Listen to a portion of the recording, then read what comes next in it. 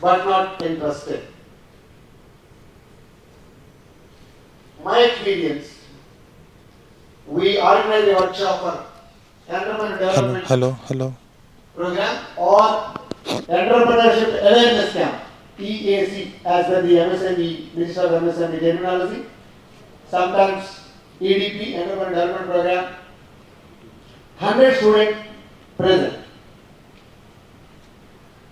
If we next workshop you conduct, not only next workshop, but in the beginning, morning session, 100 students were present. After 1 hour, they will become 80. After 1 hour, 60. After 1 hour, 40. After lunch, only 20. This is experience. Even after that, last, for certificate purpose they come, all present take the certificate. This is reality. The next workshop, follow-up workshop we have to conduct, then out of 100, 10 people will present. This is the scenario and ground reality. So what to do with the 10? 10 is enough. If you get 10 students, the next workshop, that is called follow-up workshop, great success. It is real. This is the center nodal officer, then our convener of the committee, Akash was here. So we used to have share this experience whenever we need. That means 10 means have percentage 10%. 10% turnout is a great success, my dear. Respected colleagues. Don't describe only 10 people came what to do. As EDC coordinator or EISC coordinator or IISC coordinator, what are the designations we call, what are the centers, names we call, but you see that. But what to do with it? 10 people.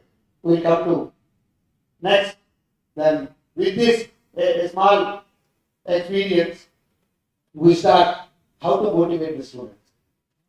As a faculty or as a coordinator, once you go for a class or entrepreneurship workshop or entrepreneurship seminar, conference, whatever the name it is, may call. How to start with it? Step by step we'll see, then share.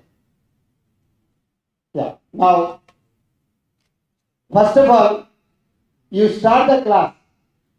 Don't say directly entrepreneurship, you have become an entrepreneur. Then you please come entrepreneur.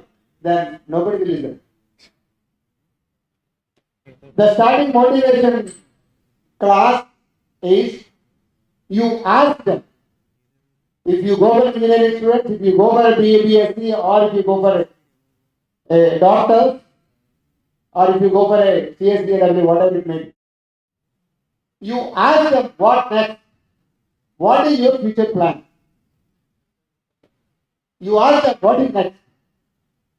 Everybody has their own interest, and they say, I want a job, I want this. All things they express. Take a little bit time, please. Don't jump immediately. You listen to them. This is testing patience of the coordinator. Somebody will say something, somebody will say something, then listen. Because we have to identify the potential entrepreneurs there. Once they speak, yes, I want to be this, I want to this, I want to this, that. That's why listen first. Let us take time, little bit more time. Somebody will not speak. Motivate them to speak. Because sometimes they have the option of entrepreneurship, but they don't want to express. Because others may speak laugh. Laugh at him, that's why shy psychology. They feel shy. They don't want to express themselves. And to see that, better keep quiet. That's why some people will keep quiet. That's why just you observe those who have not at all responded. Please, could you please, like that, you motivate them. Out of all this, some people will come forward. Some people say express. Some people say, sir, next I see. Let them choice. Somebody said job. Then you ask again, government job or private? Then somebody said government job, somebody said private job. Then you ask them, see how many government jobs? How many will get government jobs? What government jobs are available? Statistics. Necessary. How many notifications come from state government or central government? That also we have. Why you have to ask? Let them know the figures. Okay, these are the opportunities available to me. Is it limited or not? Let's have a choice. Then you ask the private job. Okay, private job, branch wise, if it is computer engineering, more options, and IT, more options, core, limited options, they tell. Then immediately they write, sir, we have no campus placement for the core branches. Everybody will write and sir, what to do? This is what scenario. All others are happy, but we are not happy, sir, because of no core placements. Then what is your idea? What to do? You ask them. Just injection given into his or her mind to say that search for alternative. This is what the target of this. What next question? Just injection is given. What alternative? So far they might not think that. Now let us start this thinking. All our core branches, let us have a thought that yes, there is something we have to do. Don't say that entrepreneurship is no. Let us think, let them think. You ask them what is an alternative, what you are thinking. Please, just you open option. Then definitely they go for option. Then package. So I am happy with the package. Sir, mine should got this much 40 lakhs package, 50 lakhs package, 20 lakhs package. You are right. Now how many got this much 40 lakhs package, 50 lakhs package? Out of total, how many? One or two? If one or two, then what next? Now what about other package? Sir, we don't have package, leakage. We don't have package, leakage. What leakage? Less package. They are not happy, they don't express. They don't express. So, with this, they thought the alternative. That's, we have to just, then what to do? You think it, we'll say next. Just you say that, the audience, the people will start thinking alternative. Then some of them we invited for a job. Then we asked them, "Are you happy with the present job?" You ask anybody, even to us also. Ask, "Sir, are you happy with it?" Okay. Okay. That means what is the satisfaction level? Those who are in the present profession, somebody will ask, my colleague, those who are doing some business or somewhere, some employment, you ask that. You ask the same person to him, I'm not happy. If he asks the same person to us, I'm not happy. Generally, we feel this is a natural phenomena, a psychological feeling that I'm not happy with the present job. Even all professors which we are talking with, Mani Rakumar sir, Rameshwar sir, and we all discuss various ground realities. Sometimes it may give pain to others. But we will not keep quiet because of mindset is that. So with this, they start thinking alternative.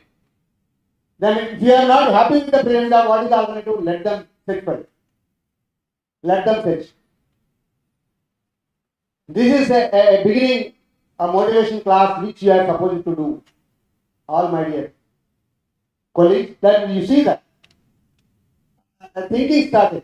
This is the beginning, the motivation class which we start as an entrepreneur, as a coordinator, or whatever it may be. Just a facilitator. Just like me, we are all facilitators today. To give information, share experience, share the information with you all, so that how to motivate in our institutions. When we thought the first meeting, we thought that first we have to motivate the faculty coordinators so that they do something. They have no information on this entrepreneurship. So with this, then after you're not happy, then what is the alternative? The choice. Alternative is entrepreneurship. Why? Again a question. The data says the NASCAM survey, all surveys have said that engineering students, recently 24% of students are skilled, but other 76 people are not suitable for job. This is a survey. Then if not, what to do? Then all management students, 18% people are suitable for job. 18% only. It is a survey. It is not my data. Then what to do? What about the rest of the people? These statistics you have to inject to them because they want to know what others they search for. That's why. Then alternative is entrepreneurship. Then the beginning you ask how many you want to become entrepreneurs, nobody will come forward. Then you tell them, then they thought that entrepreneurship. You ask them, say there is an alternative, entrepreneurship. Then what is it? All we see. Then they inject them, why entrepreneurship? What for? If you want to become an entrepreneur, what you want to get it? Sir, we know, sir. I want to make money. No. Only money? No. Just you tell them first, every individual on this day, a psychological view is, I want a freedom. Freedom of my job. My sir is asking to come at the college at 9 o'clock. I have to be there at 9 o'clock. In middle, my novel sir asked that, okay, be there at 10:30. No option, be there. Sir, I have problem, this problem, that problem. I don't want all this. Why you are telling the story? Be there. Raghunath said that again, after answer, you be there at 12 o'clock before my table. Be there.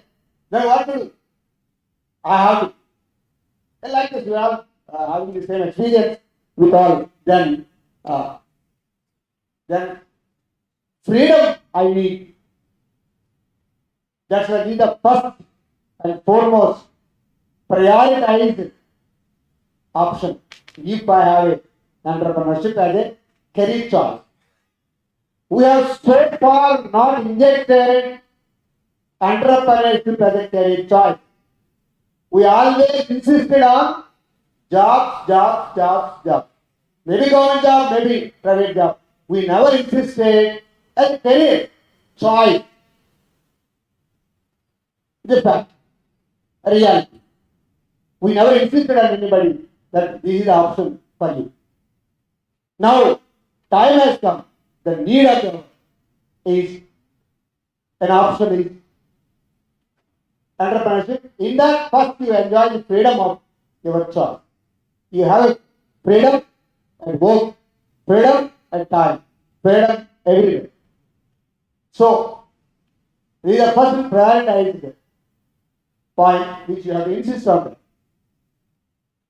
Then second choice, You see that. No, you are proud, you are an entrepreneur.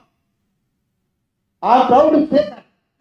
I am a job provider, not job seeker. Are you proud? When I was an entrepreneur, I started with the fire industry after my MBA, BTech, after BTech mechanical, then MBA, then later I did PhD. But after BTech MBA, I started my fire industry where my lot of resources are coconuts. Started. I given the employment to 40 families. Families, not individuals. Both husband and wife, I asked them to work on that. No, you are that then later we share this 40 families. I felt proud that I'm a job provider, not job seeker. I got placements from university, Andhra University. I did my MBA from Andhra University then. There I got my placement, but I did not join because I had to give feeding to some families. With that intention, I started choir industry. My MBA project is that only. Choir industry survey. Why I using this, share this experience? While they do the project, those who are having the intention to start an entrepreneurship, please give a project that they do that on that particular topic so that they will have an idea. Thanks to my gurus, including my guru, Raman sir, then he Vishnu, you want to be an entrepreneur, do the project on that so that you get an idea why you are doing this challenge. Yes, we did it. I visited Kerala, total units, almost 20 units in Kerala, LFA. I visited, I got this information. For export potential, I got it. Everything, every information. Because time factor. Later you can ask questions and I will share personally or in the introduction session also. Then I started. Where, but that's a job provider, not job seeker. Then you have to engage them. Now, after that, education started, D.Ed, B.Ed, then later, the school, Bachpan, a franchisee model. Now, I want to see that various business models. The franchisee model also I have taken Bachpan, a national-based, Delhi-based play school. Later, then totally, we are given employment to 142 families. Even the teacher, but working as a teacher, but the family, her family are happy with that. With this, that's why you inject them. This is the important factor. Hey, why you are the job seeker? At least you provide two people. In India, 1:2 is enough to solve another problem. One can start a startup, then they can start give employment to 2 people to 3 people, enough. This is a scenario where, as they said that, that's the job provider. That's you insist on that, so that they will be good. Then previously you talk about the package. How much package you get it? Now, if you start an entrepreneurship, what package you will get it? There is no package. Reward, financial package is the limit. Rewards have no limit. So you see that from our Chicago district, you see GMR. Where GMR is a world level, one of the best entrepreneurs, industries in the world listed. Chicago district where everybody thinks that a backward district. Yes, exactly backward district. But he is from that backward district. Started with a small sick unit, jute industry, then he became. Then how many entrepreneurs like this? That rewards. Now what is the reward here? Now, richest. One of the richest in the world listed. GMR. One of the famous listed top world richest industries. That's why that much financial reward you get it. Then don't say that then within 1 or 2 years you will become like that. No, inject them. So long run. That is a motivation factor which why I want to become an entrepreneur. They don't know I for a choice. So that's why you see that. And then some people have a dissatisfaction of their jobs, then that achievement orientation. See, hardworking people have an idea. I want to achieve something. As a professor also, I want to achieve something. As an assistant professor, as an assistant professor, as an entrepreneur, I want to achieve something. That achievement orientation is there in the entrepreneurship, definitely. With this achievement orientation, the people who are not satisfied with the present job, then hardworking people to motivate them, definitely. Not only our students, but other outsiders, then community people also can have this. That's what achievement orientation is there. Most important, once upon a time, you are a business, nobody will respect it. Now, social status. Even our colleges also. Once upon a time, colleges, those who are startup, okay, startup, okay, you do that. But now, we are giving priority to them. Then we respect them. Even we are calling them, okay, you want to start something, you do that. We are here to help you. We are here to motivate. We are here to guide. We are here to motivate. That is the which they have. That's why you insist on the social status in the society, highest respect in the society. That is a motivation factor which is there. But thanks to Modi government and this government of AP, Jagannath Reddy Garu and Modi Garu. What if now look at the government policies are changing now? Startup India, Make in India, NRDC, what not? AP Innovation Society. All are having policies, the MSME, Minister of MSME, many schemes, of course. One of our speakers will speak on that. That's why I will not insist that word. But these policies are encouraging entrepreneurship nowadays. This is what one of the motivating factors to become an entrepreneur. Once upon a time, I want to start. No, a small experience there. One of the engineering and MBA students, they started. They went to parents and asked them, Daddy, Mummy, we want to start a business. Business? Business?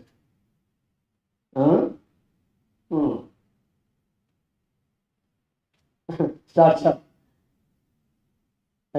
This much invested for that? No. You have to get a job. No. I don't want to listen. Just go. Who motivated you? I'll come to that. Vishmut sir. Oh, I'll come and speak to him. Then they came and bombarded like anything, sir. What for you? You are for only teaching. Why you are encouraging? Why you are motivating like this? No, I will complain to the management and see that, are you feel that you are like this? No, so much. I don't, they scolded me like anything. A reality, my dear colleagues. Then I kept quiet. I was like a patient. You believe it or not. I was like a patient of the bed. I kept quiet. No answer. Then that parent, he shouted at me. That I kept quiet. Then after some time, then they told so much thing and finally I only answered that just to give an information and share. One day or the other day, you will see him or her as one of the best entrepreneurs. He or she has skills. The team, 4 people team have that much skills. Please encourage them. That's all I can say. Whatever you shout at it, still. Then they went out. After 1 year, both 4 people started a dairy with 10 cows and 5 buffaloes. Both dairy. ask them to start, because experience you have to get from the which one better. Somebody says that and cows are better, buffaloes are better. That's why I asked them to buy 10 cows and 5 buffaloes. Let them have experience with both. Then see that, sir, a father, though he has having money, but they have not provided. You believe it or not, we ask Rotary people, Lions people to help them. They help. We invested. I myself invested 1 lakh, others stuff. We started with the 5 lakh. All this story, narrate, totally, after now, 5 years, they have 50 buffaloes and 50 cows. The same parents came to us, they are getting 2 lakhs per month as an income. Sorry, sir, that day I scolded like anything. I'm very sorry. Elder is having 85 years old parent. All family members came to the college and they told them, this is what is entrepreneurship, my dear colleagues. 5 years, within the span of 5 years, all the 4 people, each one getting 2 lakhs per month. After all expenses, then payment to the bank, all net profit, they are getting 2 lakhs. All parents came then. Happy that one boy and one girl got married with this 1+1 offer. This is 1+1 offer, no? That's why they got married recently, and yesterday only attended that marriage and came to this shop. We felt very proud and happy after seeing this too. And all parents, they welcomed me, sir, Vishnumurthy garu. Again I am sorry. No, sir, this is a good day. Don't say all this. Please. No, Vishnu garu. I will, thank you very much. That's it. Within this, that's what we have to insist on that. Then we have to say that. Social standards on that. About policies. With this, APSLC have NEF scheme. National Equity Fund scheme. Nobody utilized, but these 4 people utilize that scheme. So far in the history of Andhra Pradesh, I can say that. Nobody knows that this scheme is there. What the scheme is? 90% funding will be given. By the back, 10% they pay NEF scheme, 10% they give to the, as a scheme fund, give to this. Nowadays, startup funds all the same. Later we'll speak. But now, though 4-5 years back, the NEF for APSFC, AP State Finance Corporation has given this fund for the engineering graduates. This is for professionals. They have a scheme, then they got it. Because nobody invested, we invested, but 10%, then they have provided. After that, after sanctioning that scheme fund, we have taken that 50% of our money. Rotary people, Lions people, and myself have taken 50% of money back. 50% only. Out of my 1 lakh, 50,000 I have taken back, and 50,000 still is there. Why? You can ask, but to know this, they have sorry with me. That is the feeling. No assurance. That's why we kept this money. Their colleges have an option for this. That's why. Then this government policies also having this. Then lastly, new ideas may implement. That is the one motivate. Then last one, please identify the people who are from business families in our class. Each and every class, please identify. They are the sources for entrepreneurship. Those who join, you identify the families from the business family. First source for our entrepreneurship. In our each and every class, You identify the people from the business family so that they play a vital role. My experience, each and every branch, we went there, then we listed out who are from business families in that class. So, we organize a workshop for the people who are from business family.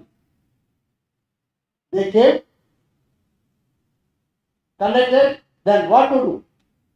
Then we asked them how to motivate, how to double the turnover of your family business. That is our point. Next workshop, we invited the parents.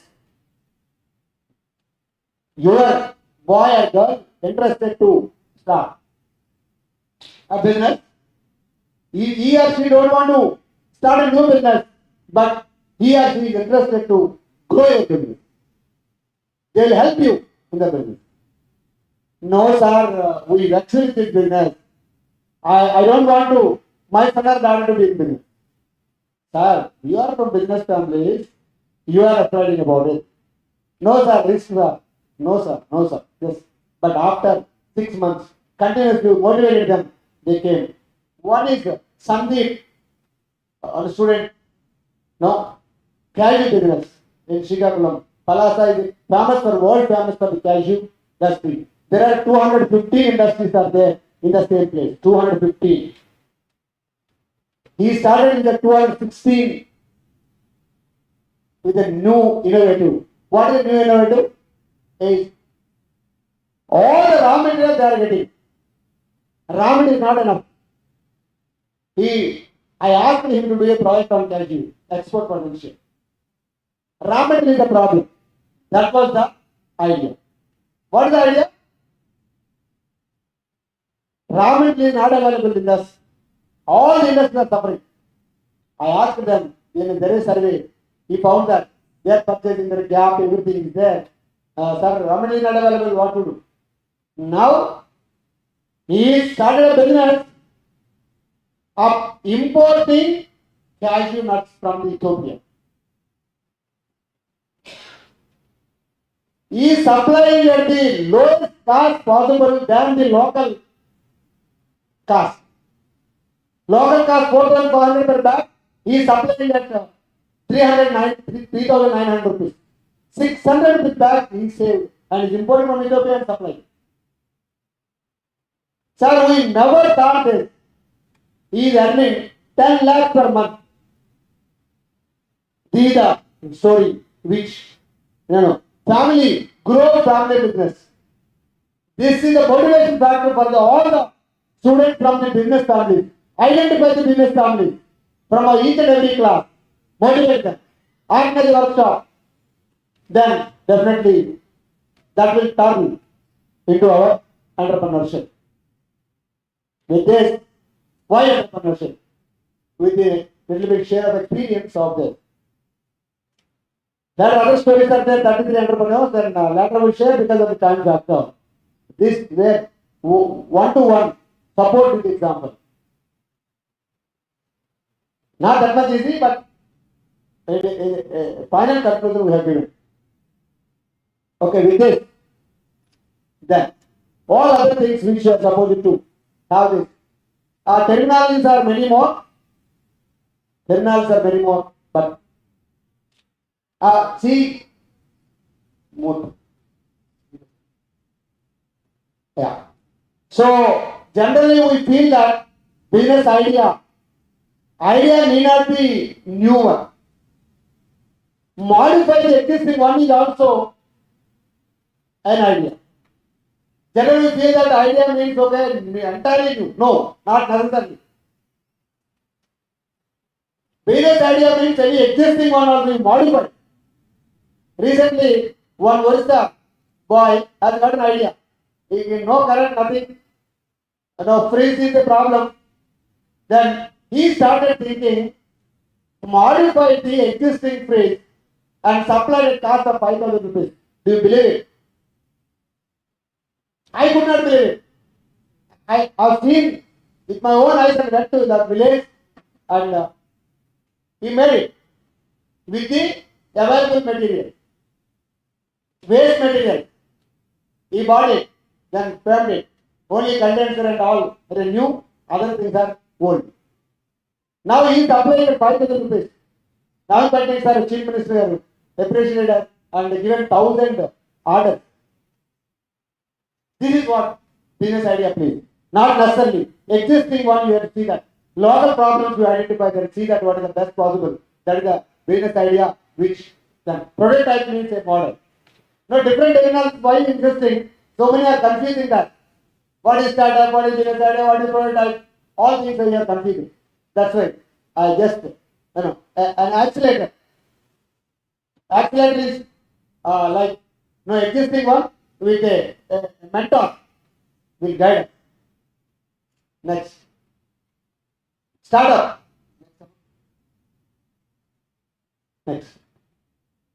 No, startup. Generally, a startup means we say that okay, new thing, nothing. But there is a government, gazette, they have defined very clearly. Right? A business model. You start with a business model. So all stages will be delivered by our Ravikumar sir. Then he will tell you what is stage to stage. Then we will discuss just this. Business incubator.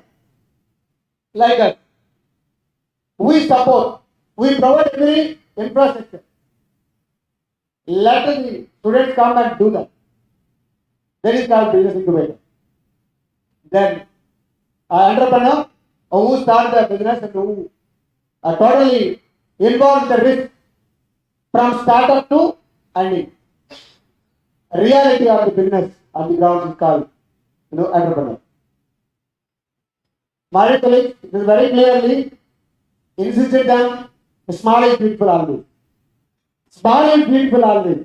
Once again I am insisting that. Let them start with a small. Then step grow. That would be the long run benefit, not short run.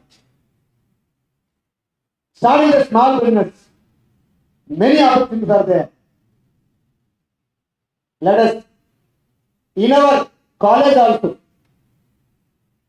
write a slogan, small is beautiful. In our EDC or ASC or IAC, wherever it may be, just to put a slogan, small is beautiful. Then think about it. Investment is not that much required for that. So, this is what the terminologies which you are supposed to know idea. Then next. I want to become an entrepreneur. What characteristics I need? All PPT will be given, but in that, today we are speaking about motivation. I got an idea, but how to start with it? This is the problem every student is facing. They don't have a self-confidence on that. Self-confidence they don't have. Motivation. Even though I have an idea, but nobody motivated. The practicality of this in our colleges or the students get an idea, faculty is not available.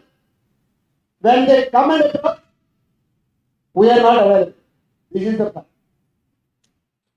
They want to share it with our faculty, but we are not available. Once we are not available, the idea will die. Naturally, they have fight. Whenever fight is there, we go and guide them, the fight will stop. Otherwise, no, fight will stop. That's why this confidence and motivation. These two we have to create the beginning. All other things will come. Don't worry. Next. Next one. So creativity and all. But then here, what is the motivation which you have to see? Now, some I have a goal, I have an attitude. Then with this, a support will be. These three. What they have, some goals, what attitude, then what support we give. This put together is called motivation. That's all. You motivate them. Motivation. Attitude, a risk attitude. I don't want to accept. Parents will not accept risk attitude. Definitely. That you have to see how the attitude has to change. How to build up self-confidence so that goals they have. Next. The motivation. Next. Now this reality, what institute has to do, what student has to do. So that get motivated.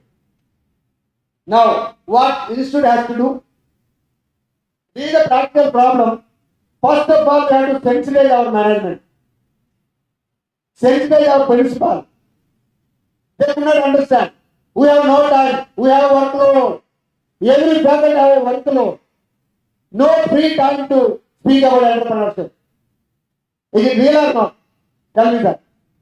Please. This is a practical problem every faculty is facing in every institute. Management, if you speak, what are entrepreneurs? Okay. Just organize one, take a photo and upload it. Upload it in your channel. Enough. Don't do beyond that. You have upload. That's why we request our identification officials, our company members also. We strongly recommend one dedicated faculty for this entrepreneurship. The institute has to do that. Otherwise, it will never get success. Sure, support is necessary. Infrastructure is necessary. That's why, first of all, sensitize the management. Then every institute has a developed strategy how to do this. Then establish, of course, every institute has the establishment of ED cell, innovation cell or startup center. What are the different terminologies are given? Then infrastructure you provide. Institute has to do. For this, management principal both accept, everything will do. Otherwise, it is like on the top. No doubt. So, with this, now as per innovation and startup policy, there should be 0.5% of the total budget should be allocated to entrepreneurship. But really happening or not, that you have to see. You convince the management, convince the principal that some budget should be there to develop the entrepreneurship. Workshops, seminars, whatever it may be, whatever you feel it, that things. Then, most importantly, we are the coordinators, but he or she should be a mentor. I am the coordinator, I am the mentor. I give sufficient time to mentoring any student comes. Every institute has to fix a date and time for organizing any idea. In our institute, every third Saturday. Anybody have any idea, let them come and present. Our committee is there, they approve. We give 1 lakh seed fund on the spot to encourage them further. Further, the mentor should be continuous support is a must. Otherwise, they don't. Of course, 4 enterprises started. They are running successfully with the business model they have. So, mentor and this every Saturday or someday, after your academic schedule, you fix it. Then the culture starts, the entrepreneurship culture starts in the institute. Oh, particular day, I have to prepare. Whatever the idea, idea means what's the idea? Let them come and present. Please, institute has to arrange this. Mentor should be arranged so that you will have an idea. Next, what students have to do? For students, you have to do next one. Then those who are attending for workshop, innovative, idea, startup, 10% attendance will be given. Most of the students know practically Sir, will you do attendance if I go? So practically asking. Then 10% grace marks higher education we are requesting higher education people, then higher education authorities to sanction this officially. Those who are attending for startups and all EDC related, enterprise related activities, seminars, conferences, 10% grace attendance will be given. You can ask me, sir, already 75, 65 given, no, 10% coordination is given. In addition to that, extra 10% you have to give. That is our idea. It is not 65% which you are already giving. Given already. No. This is 10% marks. MOU, you start with some of the real industries. Sir, my request to all is identify the local problem from the local industries. Don't go beyond that. Local industries, local problems. You solve it. We did it in our district. Granite industry, Cali industry, all. We solved their problem. Continuously there with that. That is the entrepreneurship we started. Local problems, local industries. It may be, because recently our sub-collector responded, sir, I have my own problems in the government. Could you please solve it? Now, after this, we have a meeting with the government officials, collector, collector, all. Then what they have some problems in the Sachivalayam and all this, then we solve it. We develop an app. Then, especially pensioners, he asked us to solve it. Pension is somewhere, pension is given. But physical pension is there, not shifting all the problems. Some of the problems they started, then we want to solve it. Like this, local problems, local industries, you please concentrate. Our students will definitely get motivated so that they will become entrepreneurs in future. Next. Now organize 1 day or 2 days or 3 days entrepreneurship awareness camp. MSME DI will give you finance. State government will give you finance. Bank will give you finance. If you ask every financial institute, management will not give you. But for this workshop, banks are encouraging. Then MSME DI, Visakhapatnam center is there. Now we separate from the Hyderabad, but still not separated. Just now morning we spoke, but still they are encouraging. Bankers also have fund for the entrepreneurship. They give you money, you can organize. It is. Then most important is identify the interested students. How can I identify? I already shared with you. Business family first, then workshop, then identify the interested students. Then follow. 10% success is great success for this. In this, EDII, Entrepreneur Development Institute of India, Ahmedabad, has developed a tool. There is a test. Just ask them to go through a psychological test. Potential can identify. All will not become entrepreneurs. I share this questionnaire to you all. I share with the Reddy Garu.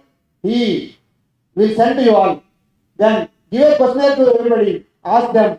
Then you test it so that whether most of the people are suitable for the entrepreneurship or not. That's why you can identify interested students for that. Potential entrepreneurs. Then all. Organize 1 week business development, skill development center. The people who are coming continuously, you organize them, then they will idea. I told you already ideas. 1 day you fix it, time you fix it, so that the people will gather. That is entrepreneurship culture we start. That is what we are doing that. So then seed fund also you give, management you ask them to seed fund so that that will be encouraged for them. Now, lastly, I can say that whatever the idea he has, government has scheme. Government has scheme. State government or central government. Or other private foundations also. Tata Foundation, Reliance Foundation, Dhirubhai Ambani Foundation, separate foundations are there. They are also encouraging the entrepreneurship. You have an idea, then of course angel investors are there, but if the idea is feasible, then only they will come. Otherwise, angel investors will not come. Venture fund organizations will not come. But these trusts are there, foundations are there. They are encouraging our students to start with this idea with the seed fund. with this, whatever the possibility, that analysis is encouraging now. Then you apply for this government scheme. All the government schemes will be dealt by Honorable then he will give you the various possible schemes are there. Then he will give you overview of this. So with this, institute students both has to come together. Finally, we need cooperation for operation. Cooperation from management, principal and all for our entrepreneurship operation. Otherwise, it is a problem for that. But most of the problems are will be shared. We share almost, we visited almost all engineering colleges and degree colleges who motivated the people. Now people are coming now. We did Siddhartha, they started very good. Anybody from Siddhartha? Anybody from Siddhartha? Yeah. So we started this off, but they started very quickly like this. Many Indian colleges nearby, Vijayawada, we visited. Myself and Gedar on behalf of KMSME, Confederation of Indian Micro, Small, Medium Enterprises, we represent it, we are motivating the throughout the state that we are doing this. With this, we this, then next one. Lastly, we share again, my time is up. So with this, you can ask any questions. Last session or central session is there. If you have any questions particularly, please ask so that we interact.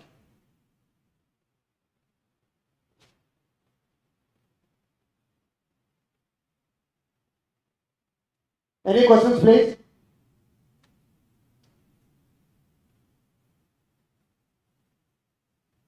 You can share the practical difficulties in our colleges. We know that. But this is a platform you can share. In Tirupati, many faculty share. Sir, this is what you said is correct. But these are the additional problems which we are facing. They shared and we answered. Higher officials also they reacted. They decided to write a letter to the management for this. Yeah. Okay. No questions. No questions. Thank you so much for your patient listening, and we thank all the organizers for giving me the opportunity to share my experience or our experiences to motivate the entrepreneurs or to motivate the students to become future entrepreneurs. Thank you so much for opportunity today. Thank you.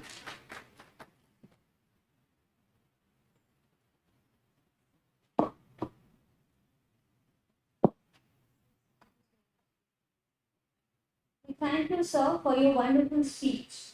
It was really inspiring.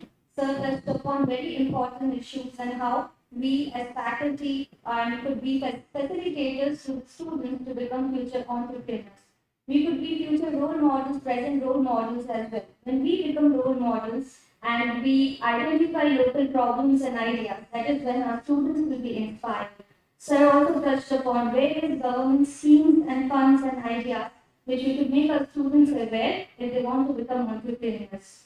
Before that, we also have to identify students, right, who have the entrepreneur skills in them.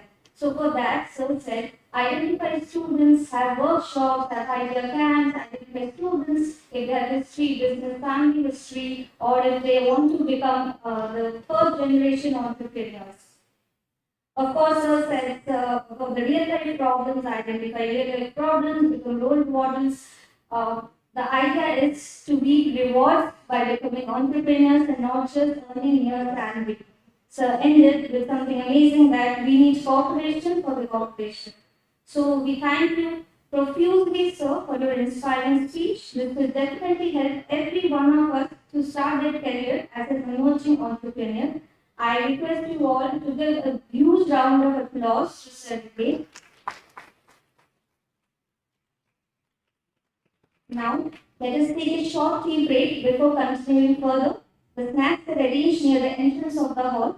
Any difficulty in finding that, our students coordinators are there to guide you.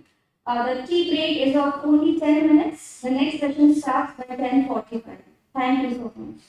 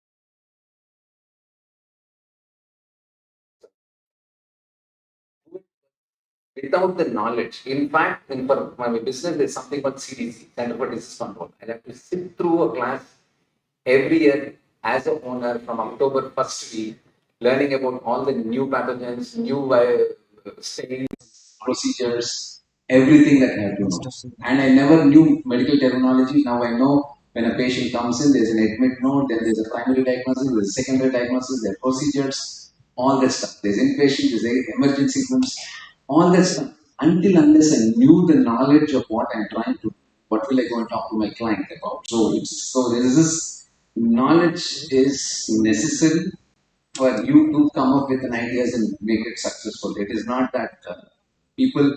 That's what Vishnumurthy Garu was studying. He went and studied something in Kerala.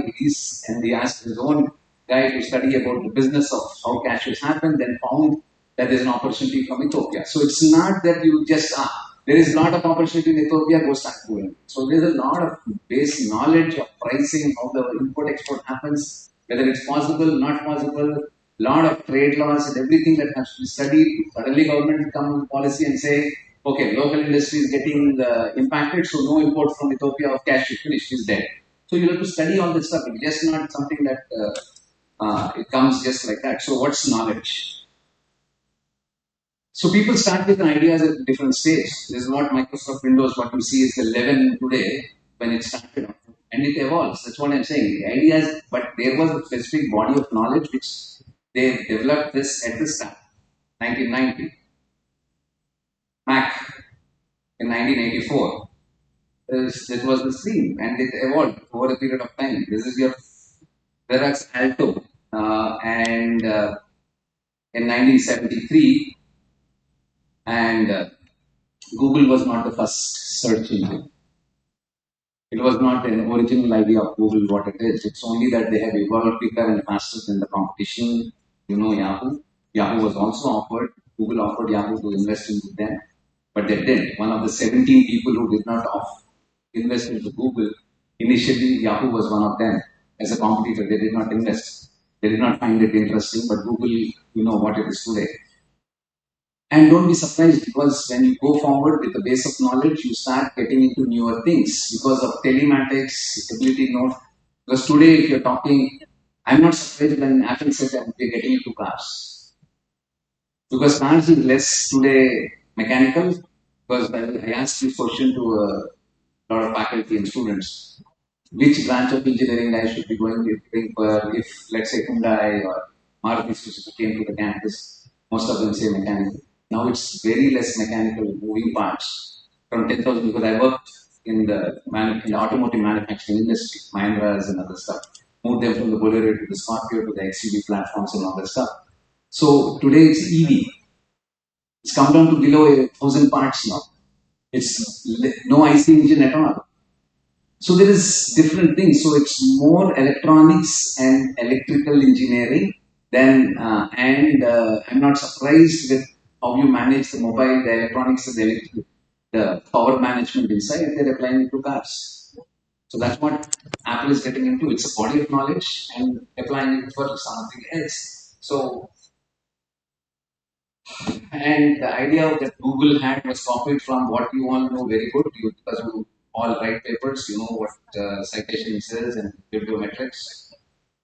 And when LinkedIn got into professional network, there was Rise and Sing that was already there, but they could be compared, which LinkedIn, made, encashed upon. But so the basic elements of creativity, we know, we also do this. We cut, copy, paste. We don't reinvent the wheel. There is a certain amount of knowledge that's already there. That's what we call, right? Even when we do research, there is a reference material. We already have a body of knowledge. We refer to that and we add to that. Same thing with startups, our ideas. So there's you copy, you transform, and then you create something new. So there are different bodies of knowledge all over the place. Like when we started one of, so I've already sold two of my companies and I'm now investing in the other five startups, smaller profit making. One of them is a HR tech, it's called Interview Buddy, which helps. We started with students, helping students in their final year prepare for interviews before they go for the real one. But there is different thing. There is technology involved. There is HR management. There is okay, our interviewing stuff. There are multiple things. There are multiple bodies of knowledge. Five of us together, brought it together, and build the company. So knowledge is out there. Then ideas happen when you connect multiple bodies of knowledge. Okay, there is an opportunity for students wanting to be trained for facing an interview one to one because every student is different. So how do we do it? Okay, one is okay industry experts. What sort of interviews to be done, which is all HR. Then then there is technology because there are industry experts who will sort of come and interview them and give the feedback. These are 4 years, 5 years people in the industry. So again, how do you get them on board? Again, there is an online platform where you connect both of them, you schedule all that stuff. So there is computer science, there is image analytics, sentiment analysis, which is again computer science. Then there is production management, which is scheduling, automatic scheduling management and all that, which is operations management. There is HR, which is of course interviewing and other stuff. So multiple bodies of knowledge together got in and came up with the idea of providing that as a service. So ideas of connections between, as I said, all the bodies of knowledge in your mind or a couple of people coming together, connecting it together and then saying, yes, this is an opportunity. The more you know, that's why when students say, today it's become a fad, I'm a dropout. Yeah, so, and they don't understand. This guy is proudly saying, I'm a dropout.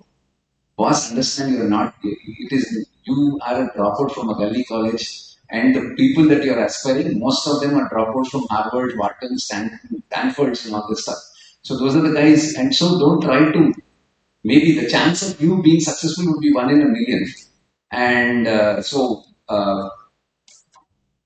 base of what you're trying to do, there is some base of knowledge. If Steve Jobs, Wozniacki, and all these guys have come up with something, it's not that they did not have any knowledge in what they were doing. They had absolute good amount of knowledge in that this thing. Bill Gates would be a dropout, but it doesn't mean that he doesn't know anything about what he's trying to do. So there is a lot of amount of knowing what you're doing. It's not a degree. Degree I'm not talking about, but at least having the body of knowledge, which is through classrooms or different sources. Until you have a good amount of knowledge in that specific domain, it is risky to get into it. Okay, and to do and somehow get that idea together, you need to have the right environment. What is that environment we're talking about? Henry Ford says that it is saying that few people are responsible to for the greatest inventions in this thing. It's like when he invented maybe the first automobile. There's already a few things that are there. The transmission systems were invented. Even the horse buggies that were running, wheels were invented. So there are a lot of things that are already there that he bought all these bodies of knowledge, improvised on it, and came up with automobile. So that's what he's talking of. Saying one person made something big happen is stupid. And of course, environment plays a huge role. So how does it, what are the key ingredients of the environment we're talking about is ask the students to keep a journal of all the ideas that they get.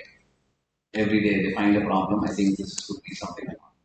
So it's like a journal. Keep on writing those ideas wherever you have them. Don't put any filters. Don't judge any ideas initially. Write them out. When we came up in the interview, buddy, we initially landed up with 124 ideas, out of which first filter we came down to around 73, came down to 31, and then finally came down to that one idea that we wanted to do. So it is, you write, just keep writing them down. It is not enough if you just write the idea, but you have to also write what is the problems and all the questions around there. You might think of something, you might write, but so write it down and then write down what could be the problem that this specific idea is solving. This is Linus Pauling. Again, anybody who knows who this person is? The Nobel laureate in chemistry, but not from chemistry background, but studied that whole thing. And okay, actually, he was saying that the best way to have a good idea is to have a lot of ideas, not have one and then start going deeper into it. But before you do that, select it from a list of lot of ideas. So now once you have this list of ideas, review them periodically. This is how you start as you start knowing more about that, going deeper into that specific idea. You will start these ideas will grow and evolve. Some will drop out. Get away from work when you want to do something. Usually, if you find me in my incubation center, you will find me sitting under the tree and working sometimes because otherwise in the office there's so many people visiting, all I'm cluttered. So I just get out. I go to one of the canteens, take a corner seat, or one of the trees. We have all these things in that under good breeze. I sit and I start this thing. So that's what they say. Get away from work when you're working on ideas. So Einstein had his best ideas during violent breaks. Some people, we have what we call a bathroom. Sometimes in the shower you get those things. So yeah, so when you start having those ideas, if you're unable to go below, then you start adding some strengths. Okay, this is a way to stick. This is a book. Um, we'll just do a quick small exercise. We'll see how many you can get. So I'll give you 15 seconds. Write anything that's white, things that you can think of. Okay, let me start. 15, 14, 13, 12, 11, 10, 9, 8, 7, 6, 5, 4, 3, 2, 1. Okay, stop. How many white things? Anybody about 10? Okay, two or three of them. Anybody about 8? Okay, so what you do is this is the exercise where we get them to do. Usually they come with an idea, we start putting constraints around it. Now, if you say the same exercise, you repeat it, saying white things in your refrigerator. It's not anywhere and everybody, but only in the fridge. What you find things that are white. And if you do the same exercise, I don't know if you want to do this, but this is how we start doing this. But of course, the first one will be easy because the whole universe you can write anything and everything right. But as you start putting constraints on the system, you will start thinking much better. So that's what if the cashew example that he was talking about, of course, the constraints were good. What happens if there are so many people that their supply is 210 or what is it? So if you have to be something different, the price has to be.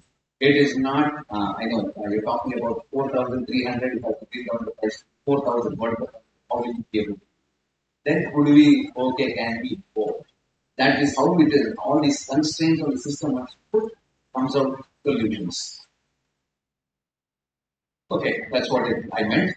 The constraints we create with doing things in a better way. And Indians we are known for regard that is not, but a lot of constraints is not, and we find ways out. That's what most of them are tagged and liked by this man Mahan, my last corporate boss. Um, if you're not getting any ideas, ask the student to narrow the problem space, which means one of them is way of which how you like to identify problems. Okay, all brand, the Y Combinator, one of the world's largest PC thing. It's now broke up into three forms, depends upon regions. Paul Graham says, live in the future, then build what is. If I'm seeing this today and 10 years from now, what would it be? Because 10 years back, you could imagine, would have been ahead of the game. That's what Samsung did. They started doing this. So if you say 10 years from now, what will happen to this? That's how you start building, having a problem statement that is likely and create solutions for the future. But how exactly do you live in the future? In DevOps, we used to play a game called, this is very popular called Wayne Gretzky game. Wayne Gretzky is a popular, it's like what Sachin is to cricket, this guy is to ice hockey. So he's, when we talk of cricket, I know some people get it most of the time. Then we talk of anticipation, split second anticipation. So that's something. So this guy used to have the principle of skate to where the puck is going. Puck is just a small black thing that gets hit around and you the goal. It is ice hockey, just like regular field hockey, but it's not ice skating. And is basically assuming where it is likely to go and then being there rather than following it is what it talks of. And that they use it. We used it a lot. This is a game that we used to play in our boardrooms. In Tech Mahindra, we do this. We used to do this a lot. As part of the strategy. So 5 years from now, what would happen to that market? What would happen to the outsourcing? What's the competition coming? BPO, KPO, Philippines. What do we do? If you can't beat them, join them. Tech Mahindra starts a center in mind. No patriotism there. It's finally surviving. So, do so. GE tells us, okay, you have great centers in Bangalore, Hyderabad, Bhubaneswar, Vizag, but we want a global presence because if something goes wrong in India and it cuts off, how will our services that you will continue? Because I was getting GE as a delivery head. Then we start thinking. So what happens? We set up a center in China. Now they say not enough. China and India is not enough. We need something in Europe or South America. Then then what to do? So again, setting up something. So we had to have a Mexico presence and or Brazilian. Brazilians in Brazil, I get set up a company and a center for North for South America in a place called Laundry. Then sometimes you work with competition to take care of costs. So I get is a competitor, and we work with the same client. So I went and said, you need to have a CN global constraint. Now I'll give you seats in China, you give me seats in Brazil. So this is how you work out. So because uh, and we know that if, for example, if you see like Apple getting into cars or what do you say, Elon Musk getting into rockets or space commercialization of space travel and other stuff, thinking of what is going to happen, colonization of Mars. This is our future. So that's what he does. Maybe 5 years, 10 years from now, whatever it is, that's how he was ahead of the game with Tesla. This is all playing for into the future. So if you get your students to understand, okay, you come with this idea, then it is okay, fine. Years from now, what is it going to happen? That will start putting a constraint on that. Okay, 2 years from now, some Chinese company will make it at half the price, one fourth the price, very likely. So, what is your path towards what you're going to do towards 1 year? One product will not make you successful right through your life. Every company, every product or service company, or don't, you are dead. If I started a courier company in 90s, some FedEx, UPS, USPS, all this, or DT, BCM. If they're not adopted technology, you're dead. You'll be a BSNL, you'll be so don't adopt it. You're dead. So look for pain. Basically, this is pain where this is an opportunity where people are facing an issue. Like everybody, the pain was colleges are giving campus recruitment training, CIP programs, but they are not giving one-to-one customized service for an individual to know what their problem is. Just he said, okay, there's a pain area, but finding this is a cash upon. But actually, the education, but we pivoted because we failed. I think this is a good example of how a student started this idea. He came up with the idea. We invested in him, but five of us industry experts, like in the movie, right? 30 years industry, with all the five of us, and we failed. I think this is a good thing to ask. We introduced this service. We went to the students, we asked them, we surveyed, and they said, we are ready to have an interview with Accenture, TCS, Wipro, 2 days from now. And you will be interviewed by guys who are from Wipro or TCS or Accenture, or currently working, and they will tell you what you are good at, what you are not good at, and you will improve upon, and how you have to talk in the interview. And we charge you some money, how much are you going to. Survey results said 1500 to 3000 rupees. We launched it in 30 campuses with campus ambassadors spending lakhs of rupees giving their t-shirts and all that stuff. Campus ambassadors, 30 campuses in India, large campuses. In 3 months, we started with a price of 999, miserably paid, gave 20% discount coupons. 799, 3 people in the peak of, we made 2,400 minus 3 rupees plus GST. That's it. And and we and all these students who felt that there's a huge need, huge opportunity, we went with an assumption. We failed miserably. Can you tell us? Can you tell me the reason why we would have failed? Because students, when it came to the time of interview, nobody paid. Nobody wanted this service. Can you tell me when? Then we went into something called motivation research. What more of behavioral or what is in your inner mind, and what actually you do, which is or you express need versus latent need, which is your hidden need. Can you tell me what was the hidden agenda behind the students not coming and taking the service? You have an interview in 2 days. You're nervous, of course. And we are getting you prepared. Most probably the same guy might come and be a part of the panel also. But you still don't want to take it and pay the $1,000 or 700 or 800 rupees. Anybody tell me why? Yeah, he's right. The reason is the students felt getting a job is not my problem, it is the problem of the college. If they don't get me a placement, next year they will not have admission.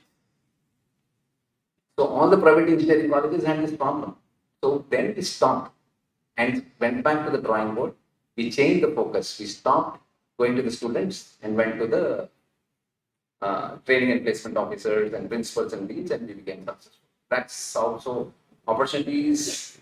The pain is not here just for the student, more it is for the college. So we changed that and then we became successful. Okay. And always share ideas. People, if they say my idea is the best and I don't want to share it, you're stupid, because at least 5 or 6 people would be having that idea somewhere or the other. And 2 minds are always greater than 1, because you'll be able to. Okay. Problems why startups fail is basically usually you come up with something, an assumption. Initial set that we came up with, everybody we failed because it was not the right market that we focused. There was no market. The market of students really felt the need, but really were not ready to pay for it. Market is just not having a need, but also willingness to pay for it. So don't spend years working on the wrong problem, which is the biggest thing that why startups fail. That's what I said. It's easy to find something that sounds like a problem that isn't. But who will buy it? Ask the 5 whys. Why now and why you should be giving that as a service. It's just like when horses were driving people around. If people had been asked why they, what would you need, they would have said faster horses, better tracks, better mechanism and all that. Nobody would have come up with the idea of coming up with an automobile as an alternate to horse police. So you have to dig deeper to find the real problems and solution. And if you found a real problem, are you the person who can solve it? Do you have the right knowledge, resources, everything that, and what he was talking of, ability to say persistent, fight the peer pressure, parental pressure and all that stuff, and then take it forward and make it successful. Can you do it? So as faculty, as the job is not to ignore the aspirations of students. It's basically to encourage, just like what Dr. Vishnu was talking about. And it is also for a job to tell them the risks involved, that it takes an average 7 to 10 years before you can really make it big. So it's 8 to 10 years of hardships, no Saturdays, Sundays, no personal life, all that we'll have to do, a lot of sacrifices before we can make it, maybe 1, 2 failures. And we have this one statistic which is skewed. They say 95% of startups fail. True, that's the first time. When second time, it comes down to around 60-odd%. Third time, it comes down to the 30 to 40%. So you're likely to be more successful in your third attempt. So this is, yeah. So is the student ready to dedicate 10 years of their life in doing this is also important before they get them to jump into it. If you're willing, next step is to evaluate market, but I will stop here. So it's basically trying to do research and finding different research techniques that you know. It's finding how big is the market. Again, most of the students or startups fail because you assume that there's enough market. never go with assumptions. You have to really validate it, MVP, because luckily we did our initial launch with 30 campuses. We failed. We redesigned the strategy. Today we pivoted. We are back-end partners for Upgrad. If you go to Upgrad or Skill Villa, any of these big digital learning platforms, and you want to get yourself validated for are you industry ready and get interviewed, it actually comes to it. We white label it and we run it. We most of the big colleges in this area, which is Geetham's, SRM, then LPUs, I'm not sure. Yeah, but we are still talking. Go and talk to Amitji to get that happen. So, but a lot of campuses in India for the directly for on the education side, we are now we will do complete takeover corporate end-to-end interviewing. That is, we take over the complete recruitment process for entry-level training and all that stuff. So, market. I think I'll stop here. I will just give 2 to 3 minutes for 2 3 questions if people have. So market validation and creating a minimum viable product before you can launch is important. So that. Okay. So I'll just any questions. I think so. No, that's good. Thank you.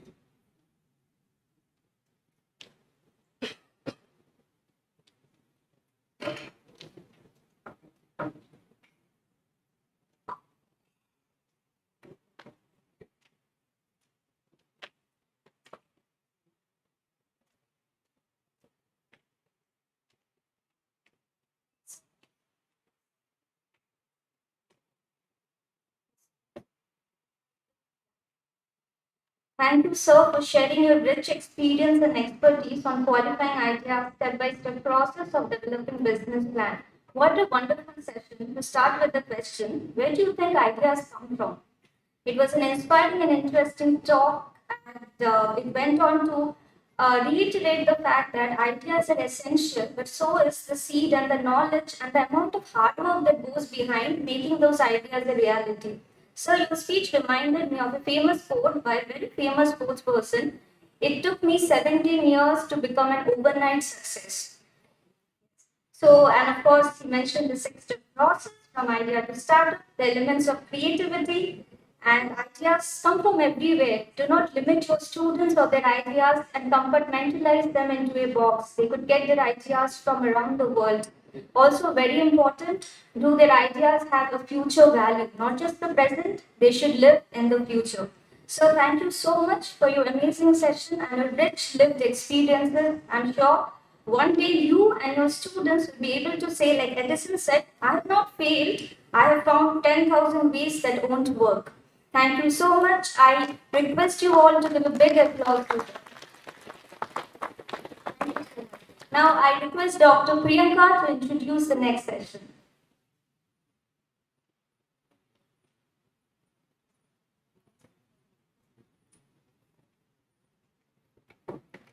I am glad to introduce Professor K. Nagabhushan Raju, Executive Director, Atal Incubation Center, SK University, Anantapur. Professor K. Nagabhushan Raju is a Professor of Instrumentation, Sri Krishna Devaraya University, Anantapur. His professional career started with Tata Energy Research Institute, wherein he was specially trained by European Commission and involved in the energy efficiency technology absorption studies in over 30 medium and large-scale industries.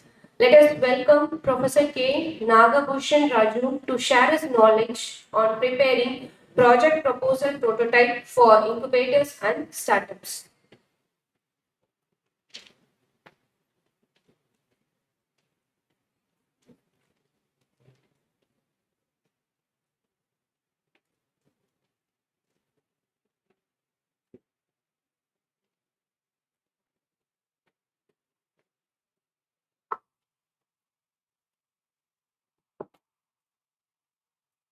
Good afternoon. In fact, I feel it a Herculean task because Dr. Vishnumurthy was on ground realities and Dr. Ravi was flying high, taking all of us into the sky. with the kind of idea how the students should ideate. So I would rather focus bridging the gap, interfacing ground reality to the how as EISCs, what we all should be doing to reach Ravi from Dr. Vishnumurthy. That's exactly what I think. And with the given time of 25 minutes, I think I should be able to do the task. Now, the first thing is all of us should remember we are with the students who are novice to this terminology. They only know things, how to get placed at the end of my course. That's their objective. But now, here we are deviating from them and telling them, here is an alternative way of career. For this, we have to segregate. Normally, I segregate the students into two kinds of. As Albert Einstein said, there is only two way of living life. One group of people think that as though everything is a miracle, and the other group think nothing is a miracle. If we can segregate our students and faculty into this attitude, half of our task is done as an EIS. Because we have to identify all those people who see everything miracle in life. If the motor is running, how the motor is running, and whatever knowledge he has he really applied to it? If the fan is rotating, how the fan? If the light is glowing, how the light is glowing? What's the miracle behind it? Because everything is a miracle. This changes the mindset of the students, basically. Now, that is exactly what is igniting the ideas. If you can identify the people who are thinking differently from the conventional thing, half of our task is done. Then comes how we, whatever Dr. Vishnumurthy has said, how we motivate them, how we bring them onto the line. And that's exactly what EISCs are supposed to do. We are just a facilitators. We are just a facilitator in identifying the knowledge and then bringing them to the incubator. So incubator is nothing but a place where we are connecting them to the investors, connecting them to the mentors, we are connecting them to the ecosystem, basically, startup ecosystem. That's exactly what, as a faculty, we have to do. I know all of us are faculty here, and the most difficult task when it comes to EISC is the faculty, because we are in direct interface between management and the students, right? And managements do not listen to us, students do not listen to us.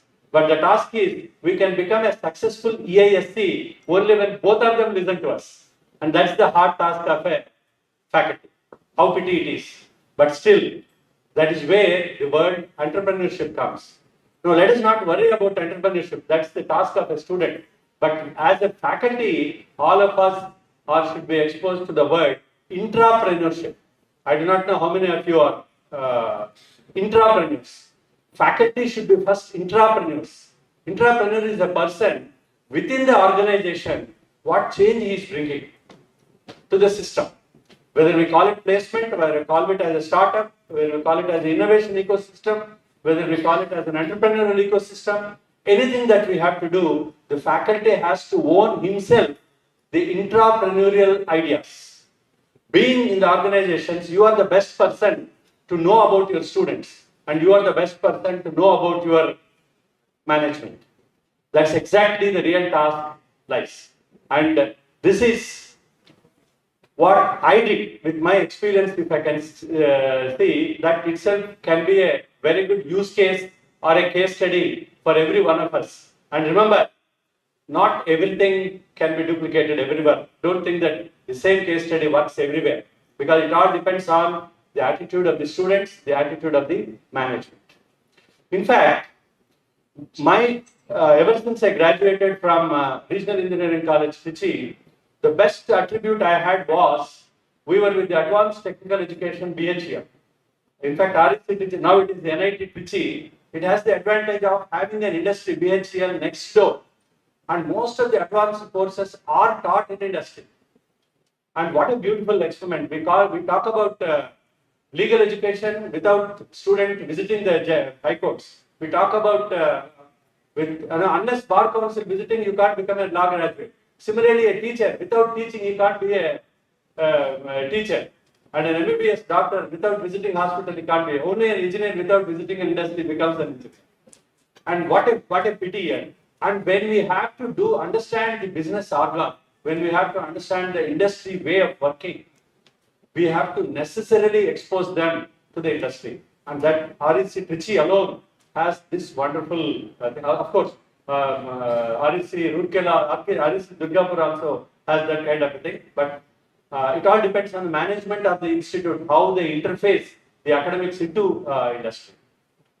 So when my career started in industry, and then after 4 years of Tata's culture, I still remember one sentence which J.R.D. Tata told me on that day, January 16, 1990, when he was addressing all the Tata Group employees.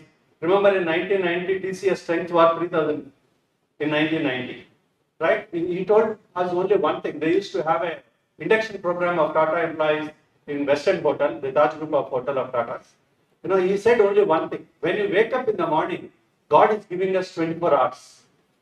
What we do in that 24 hours to His creation, H capital, is you are giving back to God. So he was basically mentioning that when you are trying to give back, you are giving to first yourself, you are giving back to your family, you are giving back to the society, you are giving back to the nation. Ultimately, you are contributing to the organization. That's exactly what he was referring. So if we make the student think on these lines, so from then onwards, every morning when I wake up, invariably, J.R.D. Tata comes to my, it's not the sleep, when I wake up, he is coming in front of me saying that, what are you up to do in the 24 hours? What is your balance sheet? And when you go to sleep, have a balance sheet. What is at the bottom line? What is his creation? Nature, plant, animals. These two are biotic and abiotic, that's all. Right? What we are doing to the nature. We are all animals only by nature. Right? But if you see, he also said one thing. We are all inquisitive by birth. Right? Parents and teachers successfully kill that inquisitiveness over the years.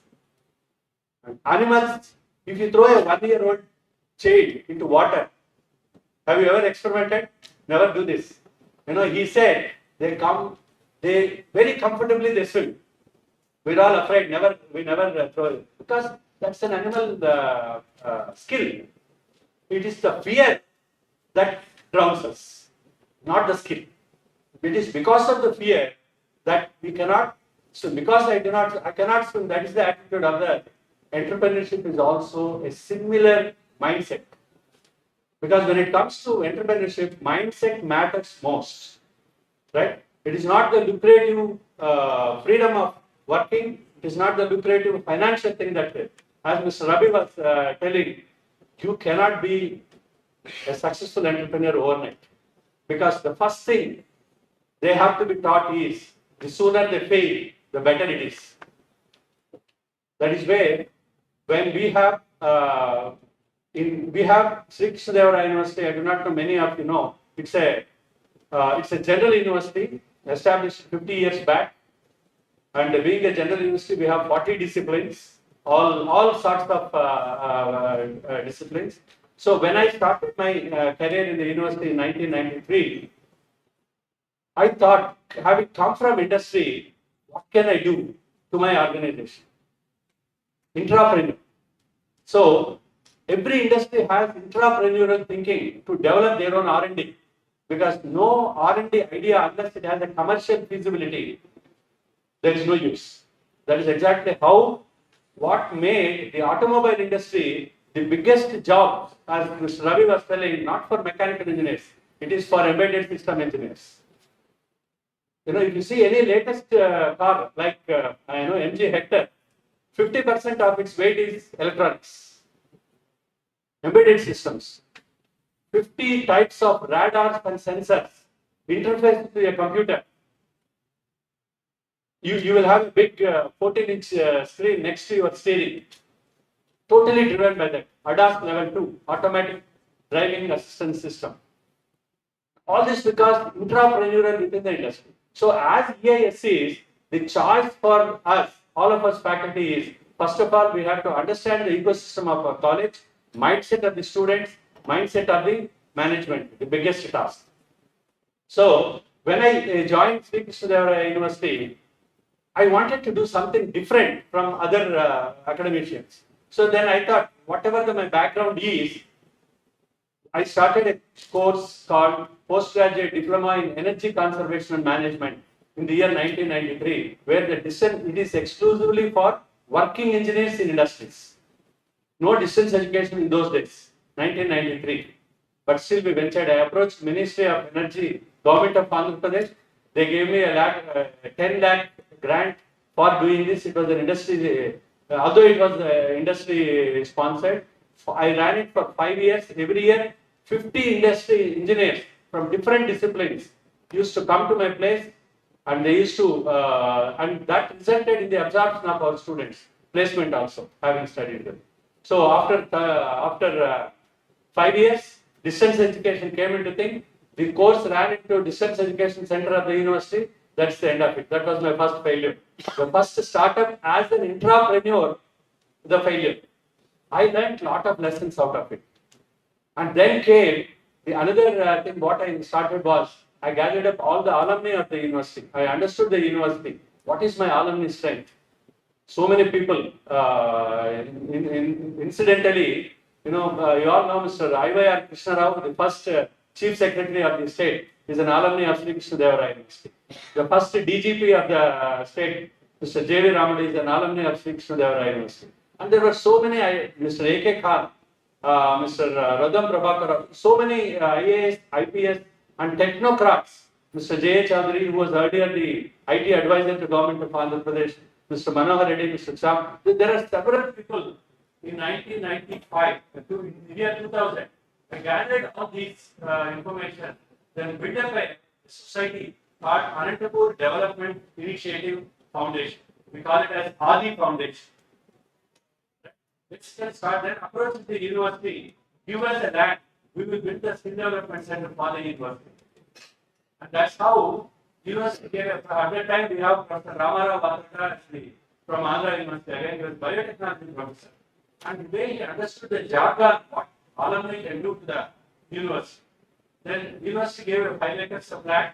Then we got the industries and alumni, all these things. We have built a wonderful skill development center, which is now a makers space for all the entrepreneurs and startups that are coming from the university or from the region. We don't limit ourselves to the university because we believe in the building of ecosystem.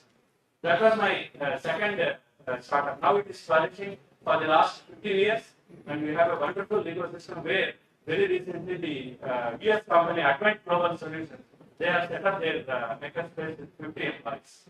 The university having a development center on its campus managed by the other was just an entrepreneurial idea. That was the second startup. The third startup was, again, after seeing this, the then Vice Chancellor, Professor Ramarao Vatraka, being a biotechnology professor, he came from Andhra University and he wanted to start an engineering college on the campus. At that time, there were no engineering colleges, self-financed engineering colleges in a state-funded university. This is the tagline. So then again, honors fell on me, right? Then I approached the government on behalf of the university, government of Andhra Pradesh, met some people, Mr. K. Reddy Garu, the ministers those days, and all of them. Everyone surprised. And Mr. Ashok Krishna was the principal secretary of higher education. He laughed at me. How can a state-funded university start a self-financed engineering college? But yes, that was my business plan. My business plan was basically when a private management can run an institute, why not a state-funded university? You don't give us any money. We will run on the same lines. And anyway, that was again immediately after that in 2005. Padmavati University started, Nagarjuna University started in 2008, Kakatiya University started. Now almost all the state universities have engineering college on self-finance model. So that was our third start. And then we had one vice chancellor called Professor Rajgopal, who was earlier JNTU, combined JNTU vice chancellor. He came there as a vice chancellor for us. And I was the principal of our university engineering college. Then he said in 2005, let us do something different. I don't want to make this university to be alive because we are nowhere. And I want to make this university number one in the country. I simply laughed at him, sir. Our university is, plagued with daily strikes, daily bunds, Rasta, being a general university. Of, how can we make it number one? Yes, why not? Let us try. So he asked me to set up a center for skill development, entrepreneurship and innovation. In 2005, incubation was just then not in the picture at all. Government of India started the entire exercise in 2015-16 only ever. So we named it like a Center for Skill Development, Entrepreneurship, and I wanted to have an umbrella organization which is broad in consensus, so that anything can be done. And thanks to us, in 2016, NITI Aayog, as we all know, NITI Aayog stands for National Institute for Transforming India, the Australian Planning Commission. Okay, so when they called for proposals in the year 2016, right, there were 3,560 applicants all over the country. Literally everybody can apply for it. Individual, an organization, a society, a company, an institute, education institutions can also remember very much they were university. So then I took it as a challenge. And they took 1 year for processing the applications. This 3,000, even NITI Aayog people, they established the Atal Innovation Mission in the year 2015, and they were not clear about what to do, how to sort out so many applications, what is the way, because it has to be transparent ultimately. You can't answer all this. So they took a group of DSC professionals and then started doing it. From 2016 June to 2017 June, there were 7 rounds, no Zoom at the time, we had only Skype, and most of the pitching was done in Skype, but you were given just 5 minutes and you have to explain your business model. So I thought, how can I compete? How can I compete with the National Institute? And so my business plan basically was, I never promised them that I built the ecosystem, I built so many startups, I have so many industries. Because the first question on Skype, Mr. Murali Krishna Kumar of BSc those days was asked me in 2016 was, how many you have industries you have in Anantapur? That was the first benchmark for scrutiny. No industries. In fact, Kia Motors came in the year 2018. I said 0, no industries. Then how can you build the ecosystem? And that's exactly why I want to become build the ecosystem. I will sensitize 50,000 students over a period of 5 years.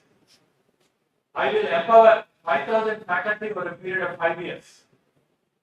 And this is how I become. My business plan was totally different. And cutting short, cut chest and cut the cinema. When we came to the end, in the year 2017, July, and Amitabh Kant was finalizing 13 institutions, all over the not institutions, 13 entities, 13 out of 3,560. Krishnadevara University was the only state-funded university in that year. The first lot of NITI Aayog selected as an innovation method. It all went because of the business model, which was different from all other applicants. Right? Then he asked me, Professor Raju, where is this Krishnadevara University? The entire committee supported you.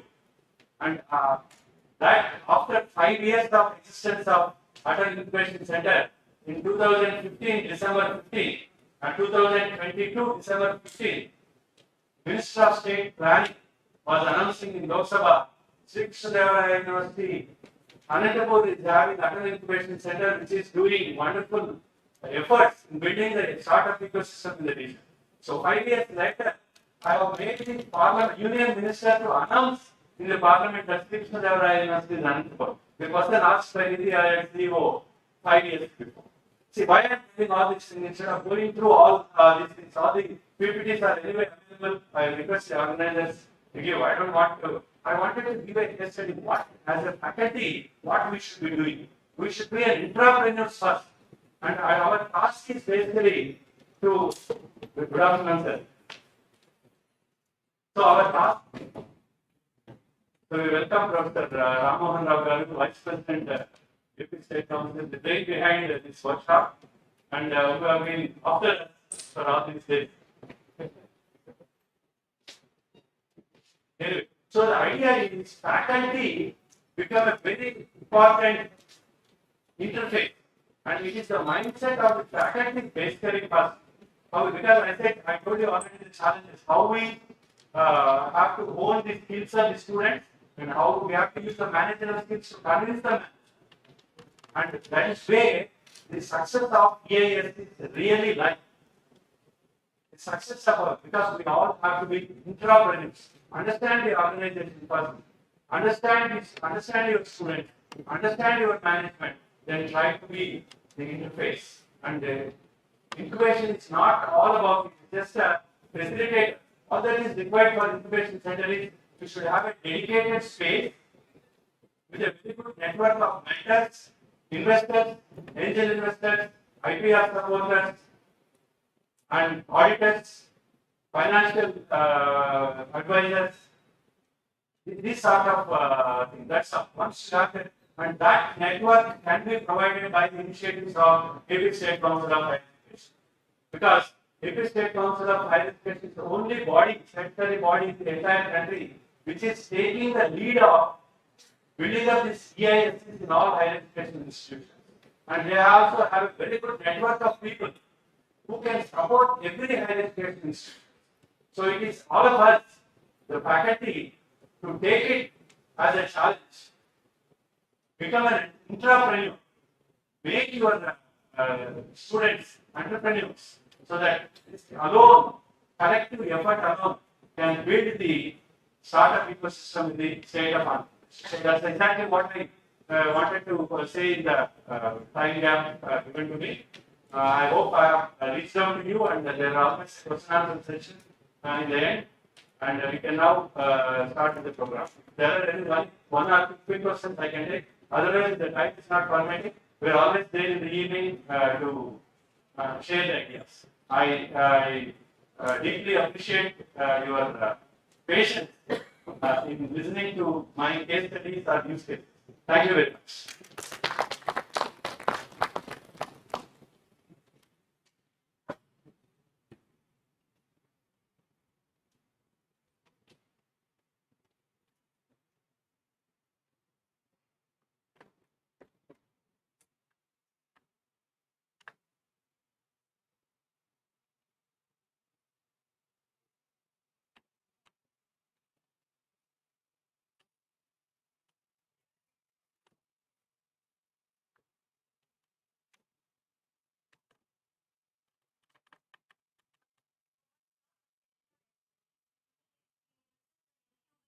Startup, especially you are highly successful based on Atal Incubation Center.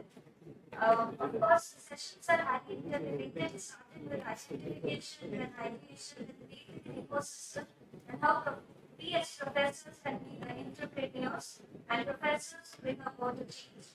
It was a highly interesting session, giving out personal experiences with incubation centers and the mindset of the students, which should be the most important, striving against all failures. Thank you so much. Please give a big round of applause for it. Now I request Dr. Priyanka to practice.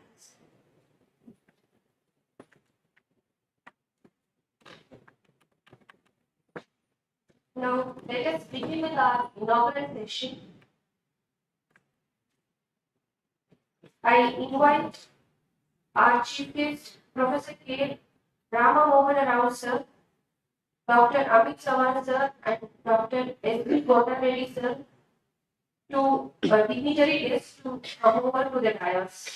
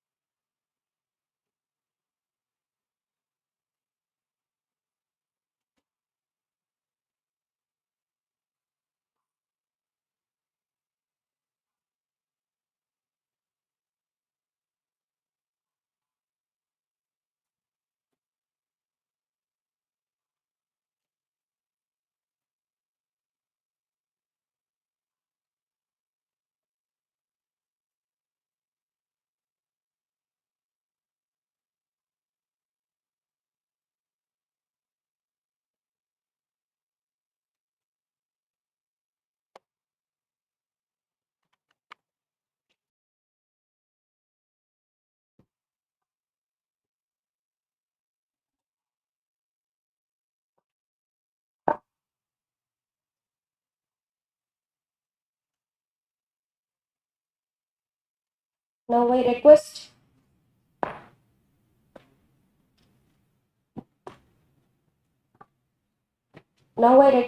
Monisha BTech third year from Scope Department to sing a prayer song on this auspicious occasion.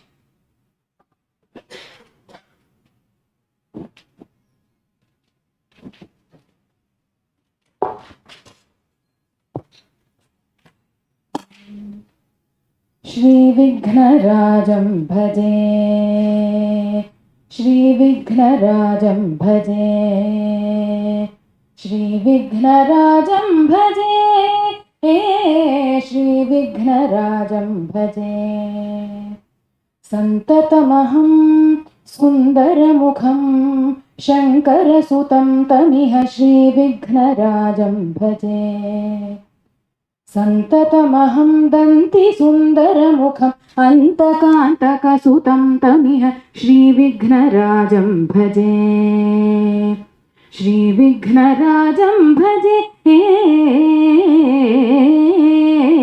श्रीविघ्नराजं भजे सेवितसुरेन्द्र महनीय गुणशीलं जपतपसमाधिसुखवरदानुकूलं सेवितसुरेन्द्र महनीय गुणशीलं जपतपसमाधिसुखवरदानुकूलं भावितसुरमुनिगणभक्तपरिपालं भयङ्करविशङ्ग मातङ्गकुलकालं श्रीविघ्नराजं भजे श्रीविघ्नराजं भजे श्रीविघ्नराजं भजे विघ्नराजं भजे श्रीविघ्नराजं भजे thank you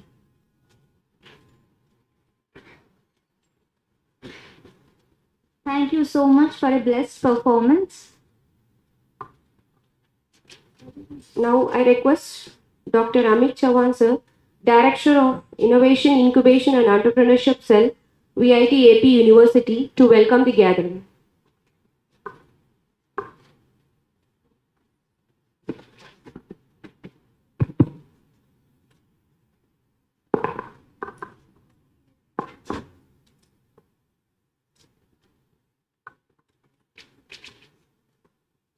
Very good morning to all. Sorry, there were a lot of changes that we have to adjust to so that we could make sure that we have the inaugural session with our chief guest today. So welcome to all distinguished leadership team of APSI, respected startup ecosystem experts, head of institutions who are heading their innovation and incubation centers, faculty, participants, ladies and gentlemen. Once again, I'm delighted to welcome you all to this regional workshop on roadmap and action plan for entrepreneurship and entrepreneur innovation support centers organized by Quality Assurance Cell of APSI in collaboration with VITAP University. It is an honor to host this event that has this diverse and esteemed group gathered here today to discuss and shape the future of entrepreneurship and innovation ecosystem in our state. We all have discussed in elaborate, like over the last decade, for all HIEs, innovation and entrepreneurship has become an important vertical. And what important steps we have been taking in that direction to make sure that we are achieving the goals that are there. As it is the driving force of our economic growth, job creation, and social development, they have the power to transform our communities and propel us towards a brighter future. Recognizing this immense potential, our government of Andhra Pradesh.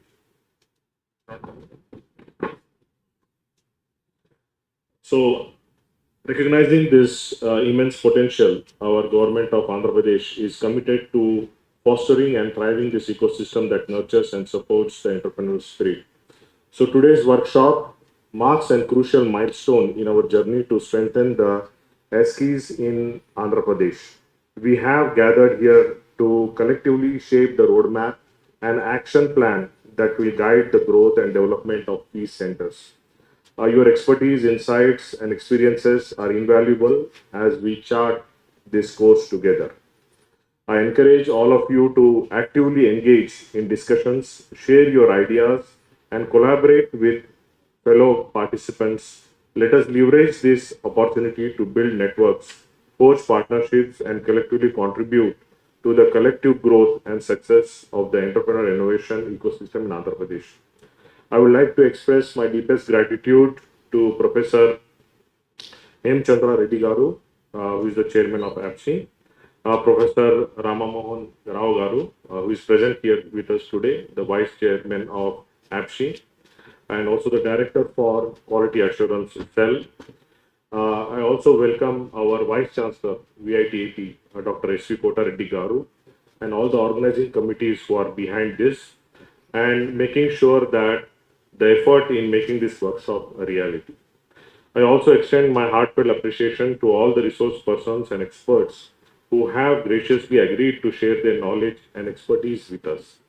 In conclusion, I wish you all a very productive and encouraging workshop, and let us harness the power of entrepreneurship and innovation to drive economic growth, create employment opportunities, and build a prosperous Andhra Pradesh. Thank you all and wish you all the best for this workshop. Thank you very much.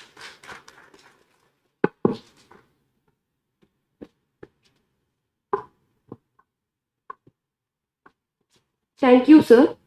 Now I am honored to introduce Professor K. Ramamohana Rao, sir, Vice Chairman of APSCHE and Director of QAC.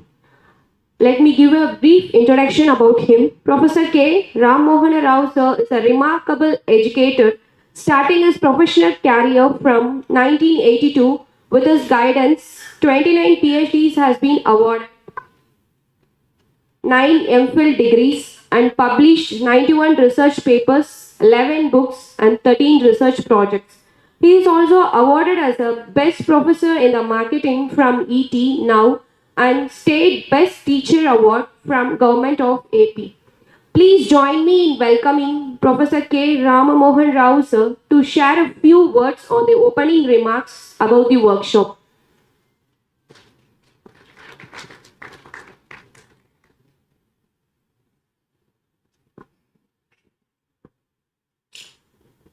Honorable Vice Chancellor of VITAP, Professor S.V. Kota Reddy Garu,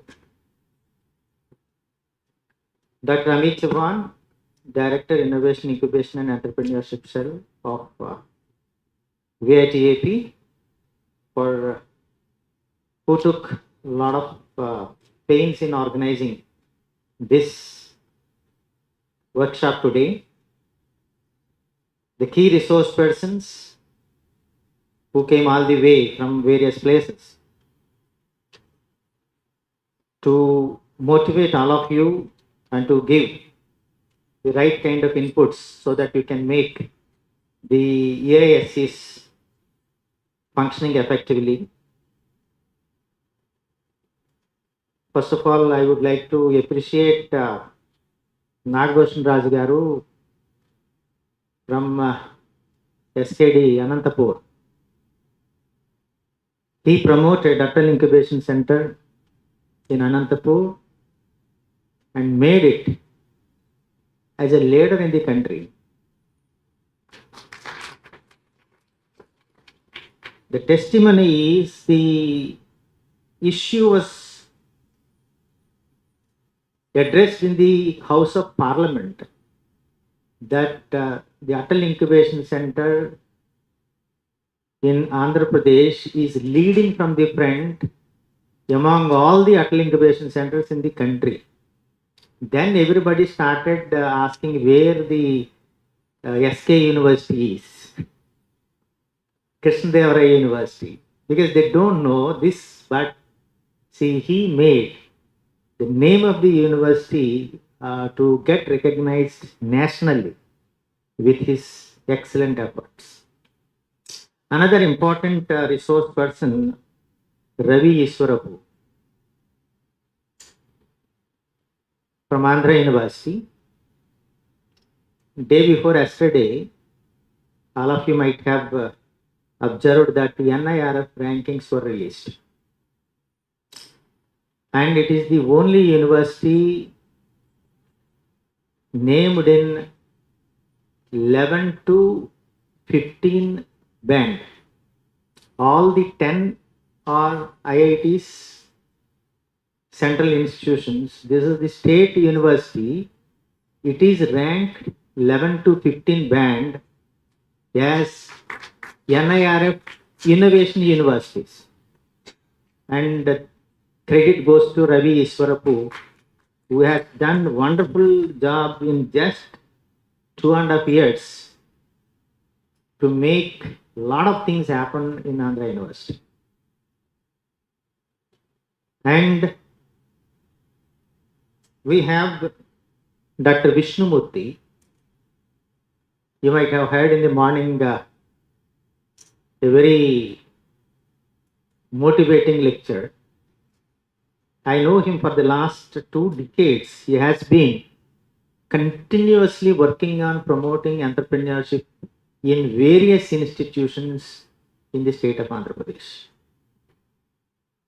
Wherever, whoever calls him, he will not say no for it. And many of his students took the guidance, started business, enterprises, and they are successfully going on. So that is Vishnumurthy. And we have Harshvardhan from Tirupati. He had a lot of experience earlier, and now for the last 3-4 years, he has been totally on this. And I was told that in the last 2 years, 21 patents were awarded under his guidance. So he is a freelancer supporting any institution which is looking for a kind of support in promoting research oriented innovation and patenting. And we have Ramakrishna, isn't it? Innovation Society. Sridhar from AP Innovation Society. In fact, the CEO Anil Kumar has to come today, but due to his some personal issues, he could not able to come, but equally competent person Sridhar is here. I am sure that he will take the best from him, and AP Innovation Society is doing really wonderful job. For the last 1 year, they have done a very good progress as far as promoting innovation in the state of Andhra Pradesh. And the important addition today is the Mr. Rajiv Warrior from Wadhwani Entrepreneurship Network. Very recently, we had an online interaction with Wadhwani Group. And when they were sharing about the kind of programs they have in promoting entrepreneurship and in supporting entrepreneurs in the state, then immediately I invited them that I informed them that we are organizing this kind of workshop. Why don't you take part in that, so that our coordinators of EISCs at various places will be knowing what kind of support they are having. It is unfortunate that in India we have so many organizations, government level and private, charitable trusts and all that. They are all providing support in different forms, but we are not aware of them. The sources of support, sources of help, if we do not know, we are struggling here as a frog in the well. So we have to come out and open our eyes and see the world. Then we will gain a lot of confidence. So such a galaxy of resource persons are present here. Make use of them to the best possible extent. 2 years back, we started this campaign of establishment of entrepreneurship, innovation and startup centers in various institutions. We gave a call to universities and established institutions. And the number is good. We got nearly 553 EISCs established in various institutions. And that was the COVID time. We could only meet them say online. We could able to connect with various people also. But now, fortunately, we are out of this pandemic. We organized the first offline interactive session at Tirupati. To that region, we could able to reach many people. And when Ravi Ishwarapu visited VIT on some other issue, he immediately called me that, sir, VIT infrastructure is very good. And they are also interested to host this kind of meet. So then immediately I said, yes, we can go ahead. And thank you, sir, for all the arrangements that you have made and the kind of comfort you have created to all of us.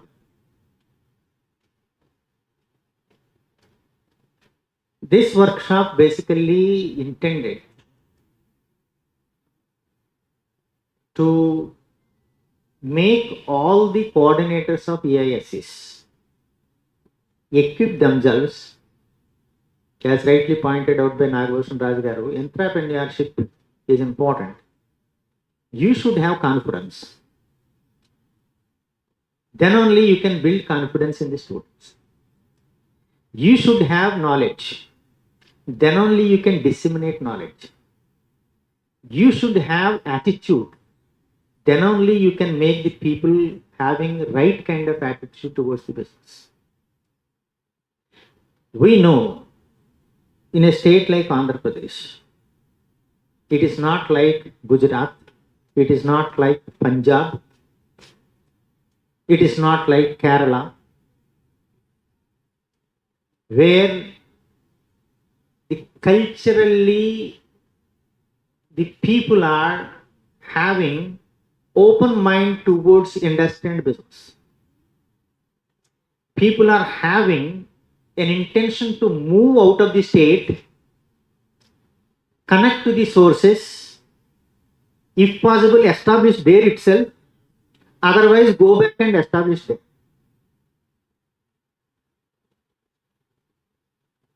You see hardships.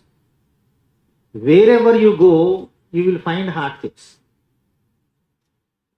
Why only Keralites do this here in every street? And all of us go and buy so many things from that. A very simple business idea with very little space they have, they take.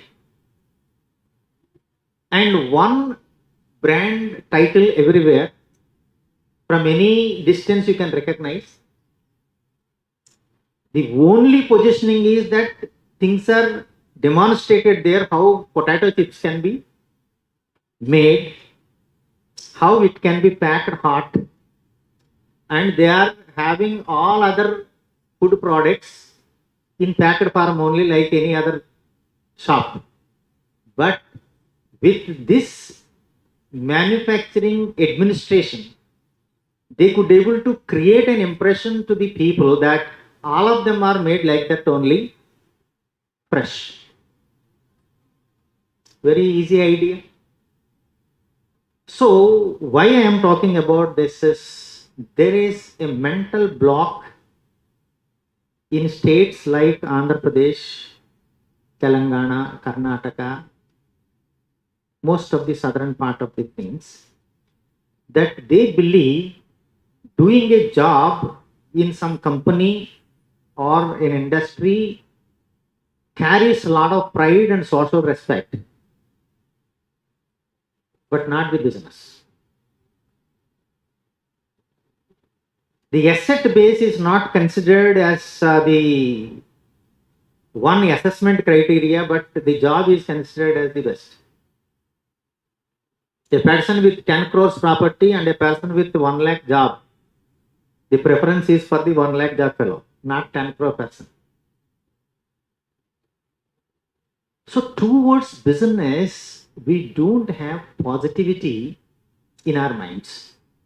So most of the students, most in the sense 90% of the students, entrepreneurship is not an option of the career. Job is an option for the career. This is the problem, this is the challenge all of you have to face, and you have to shift the percentage from that to this. Then we can see the kind of value addition we can make in the society. You are the people who can transform the lives of the students and transform the economy at the village level itself. To start a business, one need not go to the metros, one need not go to the highly developed cities or the towns. Now with the kind of logistics that are developed, you can be anywhere at the remotest location. You need not spend premium prices to have an office space. You can start anywhere. You can minimize those expenses and you can connect to the entire world in no time. And you have n number of success stories from this country itself who started with an investment of just 10,000 and made crores of turnover in just few years. And there are people who established the business, they wonder why people fail in business. If you know the logic of the business, failure won't be there. You may not be successful immediately. I am sure that you understand the difference. You may not be successful spontaneously and immediately in a very short period, but when you pursue step by step, you can make wonders. So, the best quality an entrepreneur should have is the patience in business.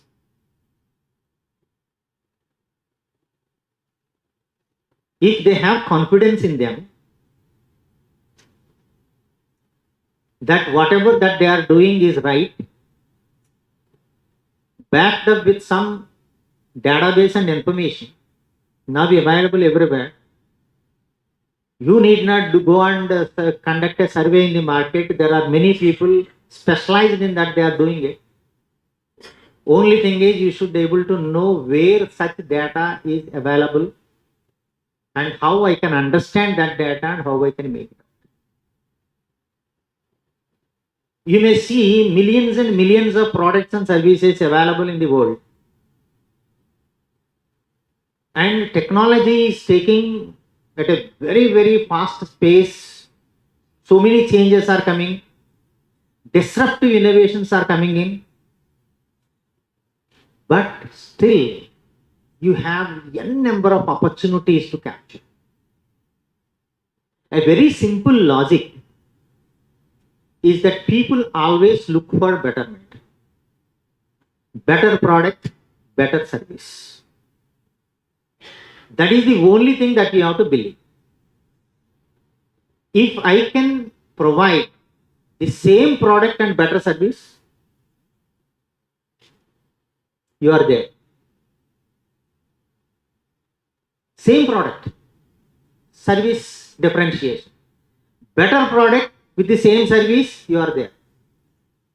Better product and better service, you are champion. So one need not invent great things to become an entrepreneur and to become a businessman.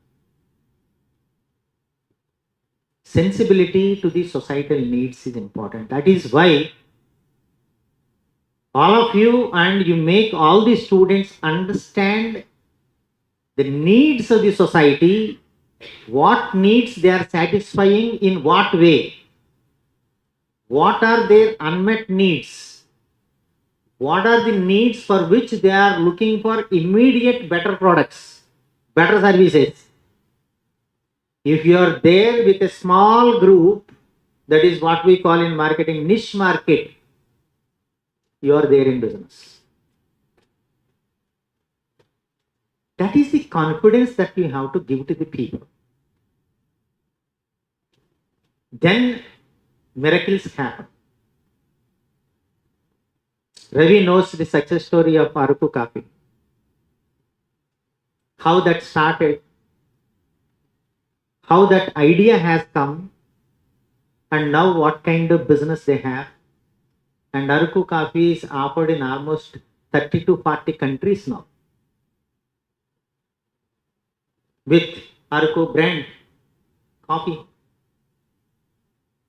So it is not confined as a tribal product to a very small region. It could able to cross the boundaries and make the rest of the world understand what the taste of Araku coffee. Tea time is another wonderful example how a small idea makes crores of business in no time with just 10,000 rupees of investment. Red Bus is another success story very closely to us. So to quote it, you have so many things that gives you enough confidence that why can't me? That kind of question you should inject into the minds of the students. Why can't me? And most importantly, don't underestimate the power of the women here. The capacity of the girl students in institutions to get transformed as potential entrepreneurs. They should be really the target group for you, most importantly, because in our culture, there are constraints for taking jobs after marriage for some time, though a good number of girls are progressing in their career, continuing even after the marriage, but still a major group are terminating their jobs or without going to the jobs after studies, they are compromising on life. If they are given the ideas of business, if they are given the right kind of entrepreneurial skills, the market is there. We can make it out. So my appeal on this occasion to all of you, try to take the EISCs very seriously. It is not just one direction that is given by Andhra Pradesh State Council of Higher Education. It should be an integral part, a live part of the institution. I know Andhra University for the last 40 years, and if not 40 years, at least for 20 years, people are talking about entrepreneurship, incubation, development, and all that. Only one person could change it. You can also be the change leader. And we wish that everyone of you present here should become a change leader in your institute and become an inspirational personality for the other institutes. We have MOE with NRDC, we have MOE with say Confederation of MSMEs, and we can connect to them. And you have LRD here in our quality assurance cell. In fact, he took a lot of pains in organizing the entire program here. And he is available to you to connect to the resources, whatever that you wanted at any point of time. make use of us, make use of the resource persons here. They are very positive and they are highly motivated to help the people. And they can connect to the many sources that we don't know so far. Make use of it and make use of the day. Go out with substantial value addition. So with this, I thank VIT AP, particularly the Vice Chancellor, for making all these arrangements and making this day possible. Thank you very much.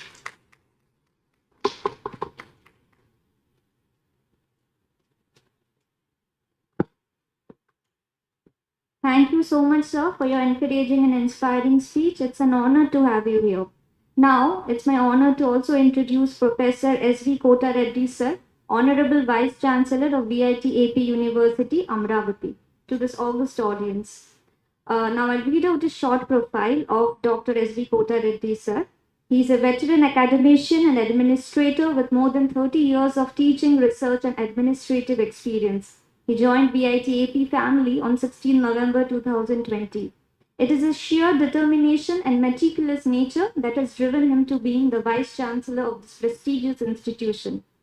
Dr. Kota Reddy sir has filed 7 patents, 1 in US, 2 international and 4 Indian, in association with IIT Bombay. He has also published numerous research papers in Scopus and Web of Science index journals and conferences. His research projects on plastic solar water heater won meritorious award at CARE 2007, a state-level project exhibition organized by Tata Power Mumbai, India. A life member of Indian Society of Heating, Refrigeration and Air Conditioning Engineers, he has served the ISRE Mumbai chapter at various positions. Dr. Kota Reddy sir has guided several research projects funded by ISRE. He is also a PhD examiner for IIT Bombay and many other prestigious universities across India. Now, I invite Professor Kota Reddy sir to address the audience.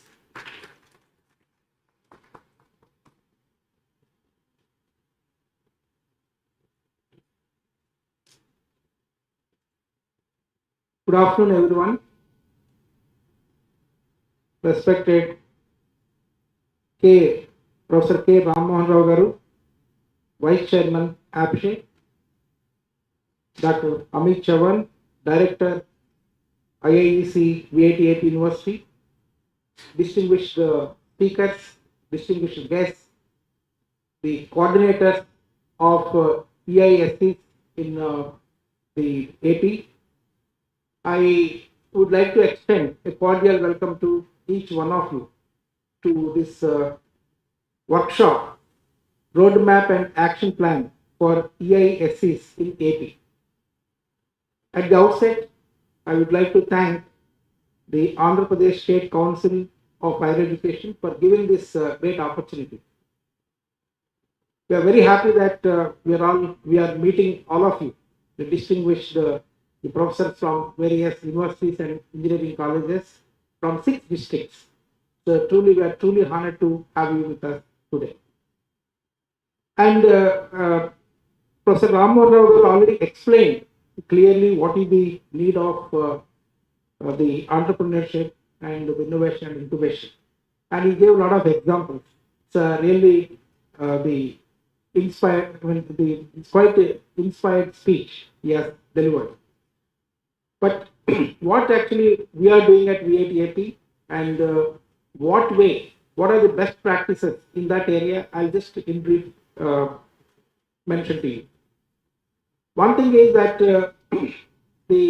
just 2 days back, I was having a meeting with NASCOM Executive Director in Hyderabad. Now, in the discussions, she mentioned that her name is Dr. Sanjay Chintala. Then she mentioned that though the computer science is doing extremely good now for the placements, the future is again dark there. Okay, then I asked what is the reason. So now, as the technology is evolving, like so many new technologies are coming, like ChatGPT and all. ChatGPT itself may reduce 50% of jobs in computer science and engineering. That's what she mentioned to me. It was really shocking to me. Because everything with the AI and ML, the applications using those, then the manpower requirement is slowly coming down. Already we know that the automation has brought down the jobs, and now with this automation in the computer science and engineering area, again further the jobs will cut down.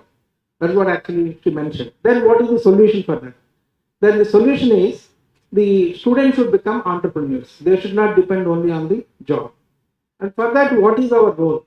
As universities, as institutions, what should we do? Because unless we encourage the students, then their future will be dark, because everybody will look for job. If they don't get a job, then there will be disappointment, and a lot of other issues will be there. Therefore, it is our job as the universities and institutions. We need to encourage the students towards entrepreneurship.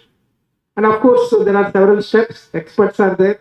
I think already they have spoken, and they are going to speak again in the afternoon session, post lunch. But then, what points, I understood from this, whatever this innovation, incubation, entrepreneurship, I'll just, in brief, I'll explain to you. So there is a cycle. Now, there is a process actually. The process is first identifying the innovative idea. That every university, every institution has to do first. So for that, there should be one innovation competition. This is what actually 25 years back I have seen in IIT Bombay. That every year they organize one innovation competition. Now they ask all the students to come forward and then present their innovative ideas. Now that's what actually I have seen 25 years back in IIT Bombay. That is continuing every year. What I am saying is that bringing the innovative ideas from the students and then make them present, then the ideas will come out. Some ideas may not be possible, some majority of the ideas are possible, and based on the idea from your institution, whoever our students presented some kind of innovative ideas, ask them to get into prototype. So now here what happens, the funding is the issue. Now some projects doesn't require any funding, but some project needs funding. But that somehow we have to manage. At VITAP University, what we do, we fund the projects. Whatever innovative ideas are there, then we organize every year the innovative idea competition. Not every year, now every 6 months we are planning to organize that. And we give the funding for the best ideas. Of course, the other ideas also we don't discourage them. We will ask them to improve further and present in the next competition. It's a competition, basically. Now, here, if an innovative idea is there at VITAP University, we give funding of up to 2 lakhs. And if they require more funding also, we provide. And this funding will be given to the faculty members, not to the students. And faculty members will guide these projects. Now, suppose if that project succeeded and that is successful, and then it is having potential to become, make a product, then we will take into the next level. That's what actually we are doing here. Now, the same way, at whatever funds available to you, all the institutions should work towards that. At least give some funding and encourage the student to get onto the prototype at least. Now, then afterwards they will take it further. See, then another point is that once the product is developed, now there are two things we should file a patent, or we should get into a publication. Now, we should not leave the product just like that. After testing, after getting the results, then what we do, we ask the students, of course, faculty member first to file the patent, and then afterwards publish the paper. But some projects, they don't require patenting because the idea may not be that much successful, or that much worth to get into the patent. But majority of the ideas, what I have seen here, then are getting into the patent publication. I'm very happy to inform you that so far, since our inception, our patent publications are 245, and VITAP is number 1 in the country under emerging universities category in patent publications. And of course, we don't stop there. Once the patent is published, the next step is how to make it commercialized, or how to make it commercially viable. Now, that is most important. If you keep it as a patent only, it is of no use. That is why what we have done is we have signed MOU with some of the industries like IKP Knowledge Park. Now, that is mainly for technology transfer. But then actually with their help, we can get into the industry and we can transfer our technology. That's what actually we are planning to do now. And see, to give that entire ecosystem here in VITAP University, we established the innovation, incubation, and entrepreneurship cell in 15,000 square feet area. So one of the biggest the innovation and incubation center what we have in the I think in the state. Not only that, we are going to add another 5,000 square feet area also for this innovation incubation center. And basically, we have the maker space, and then we have engineering clinics. There is one more very good concept I want to tell you. This is one of the best practices we follow at VITAP. That is engineering clinics. But it's not like a medical clinic, it is engineering clinic. What we do here, we actually encourage students to make the prototypes. There also we give funding, but that funding is not like 2 lakhs or 3 lakhs, but then we give less funding there. But then we ask students to come up with ideas in first year itself. So that is the part of the curriculum. We give 2 credits in every semester. Now they have to do that hands-on, they have to get the hands-on experience. Now what we do, we combine the students from all 3 branches. We have 3 branches, that is School of Computer Science and Engineering, School of Mechanical, and School of Electronics Engineering. We bring all the students from these 3 areas, and sometimes the School of Business students also be part of the group, and we ask them to make the prototype. Now that way, the students have the interdisciplinary learning, and at the same time they will make the product or prototype.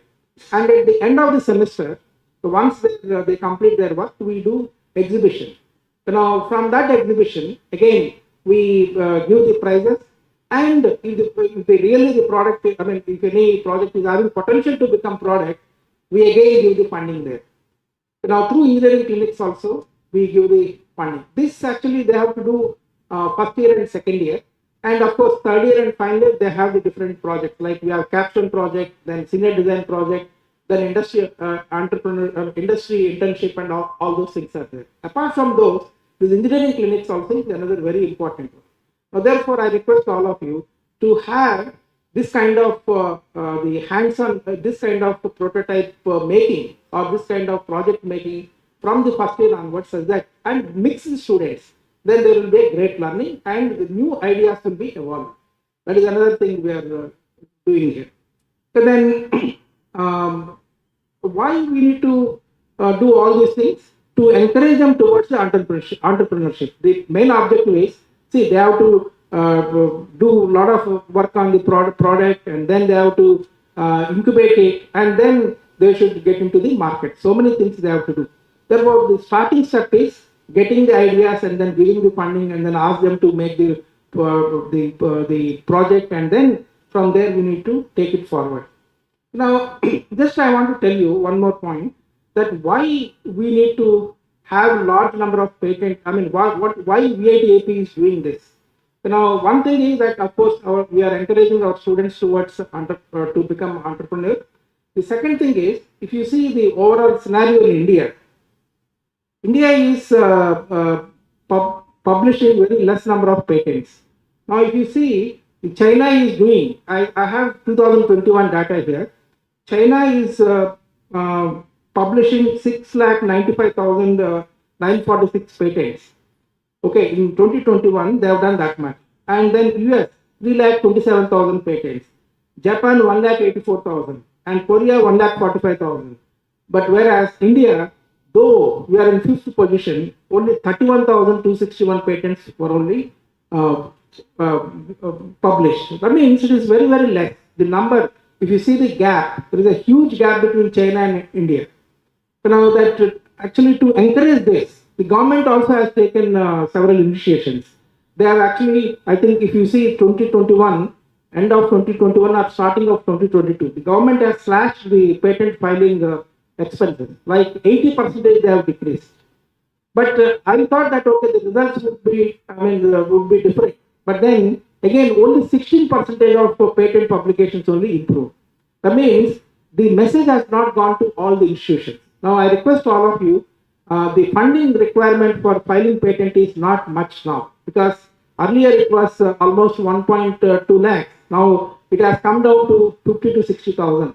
I mean, almost, I mean, it might be less than that. If you don't have any attorney or you want to have one faculty member who can file the patent, who can understand that, then you can hire a faculty member for that and then make use of it. Then it may come down to 40,000 also. Now there is a significant reduction in the price. Therefore, I request all of you, if any innovative idea is there, okay, then immediately ask your faculty members and students to file a patent. Such that our numbers also will go up. So then India also will come up in the rankings. So then not only the universities, India also will come up in the rankings. Now, therefore, I request all of you take that suggestion.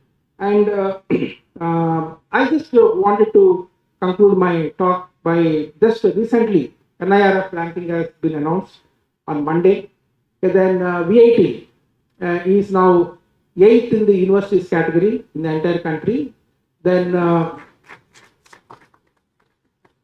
17th overall and 11th in engineering category and 11th in research.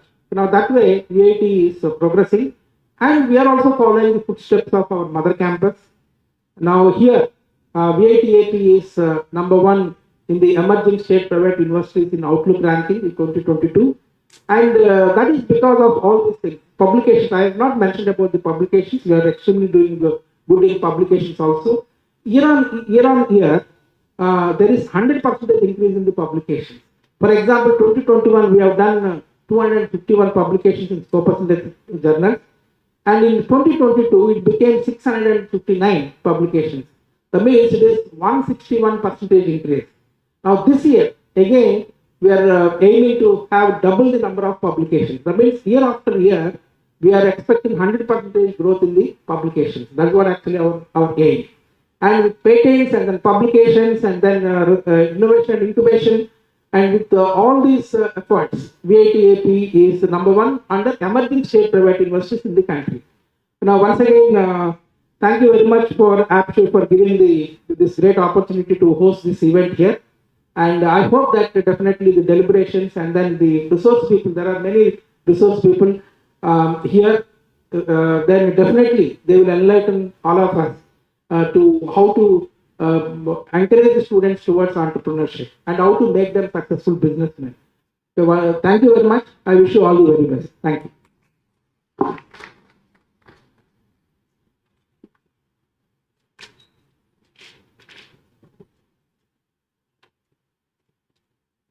Thank you, sir. Thank you for your encouraging words. Now I request Professor S.V. Kotareddy, sir, Honorable Vice Chancellor of VITAP University, to felicitate the guest of honor, Professor K. Ram Mohan Rao.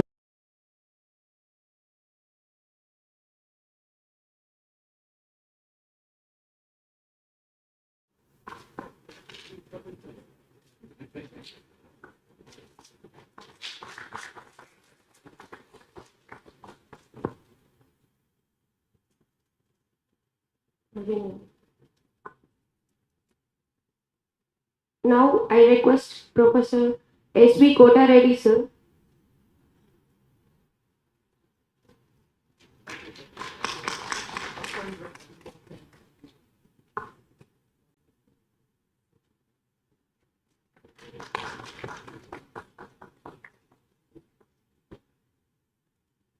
Thank you, sir. Now I request Professor S.V. Kotareddy, sir, to felicitate the distinguished guest. I request Dr. D. Vishnamurthy, sir, to collect the memento.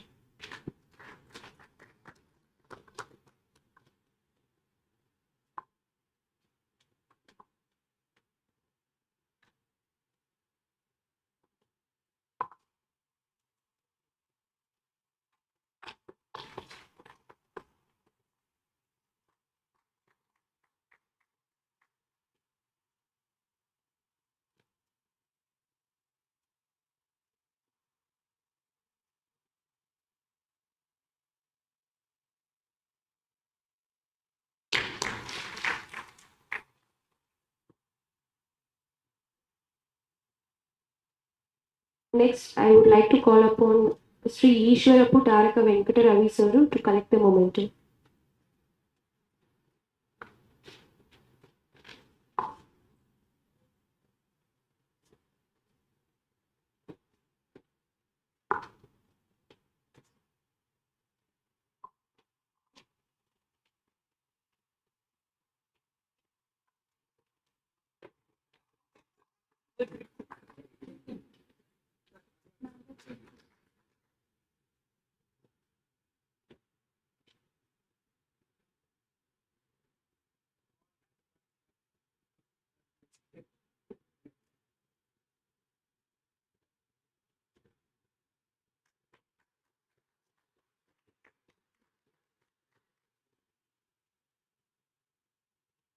Next, I will welcome Professor K. Nagabhushan Raju sir to collect the momentum.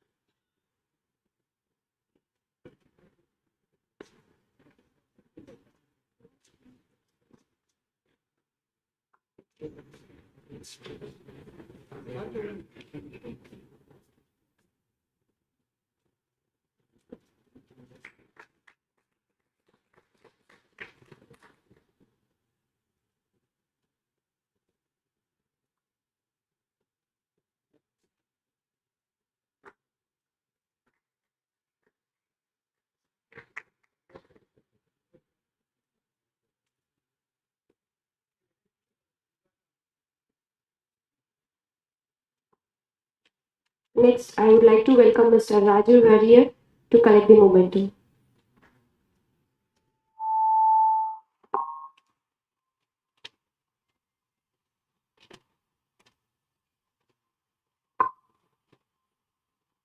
So on this occasion, I would be too glad to invite Professor Lakshmi Prasad from Lakshmi Srinivas from Bapatla Engineering College.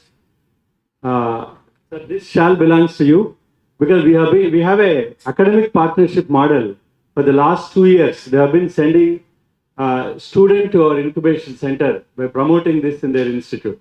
So I thought this shall should go with all your permission. Please, sir, please. Because we have one student which has come from Bapatla Engineering College with 15 ideas.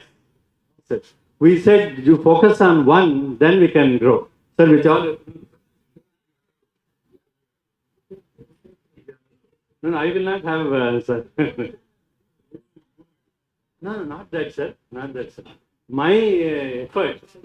Sir, okay. No argument, sir. Well taken. Thank you very much.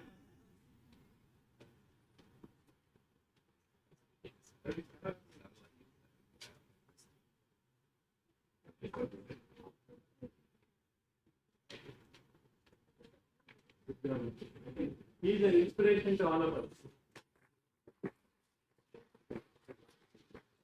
What a faculty is doing in an EISC in a class.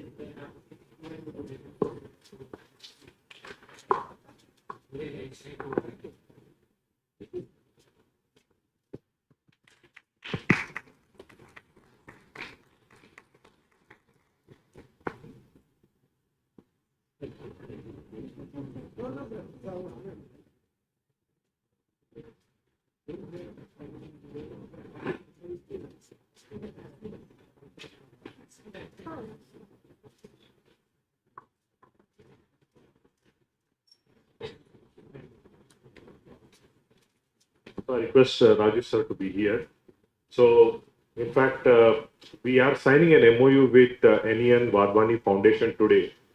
And this is part of our enhancing the entrepreneurship program. And I have known what excellent activities that are associated with the curriculum that they have designed in entrepreneurship.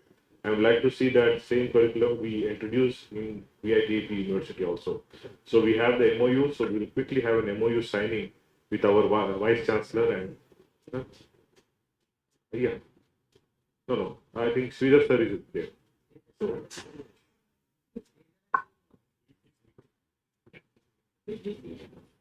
Now we call Sridhar sir to connect the momentum.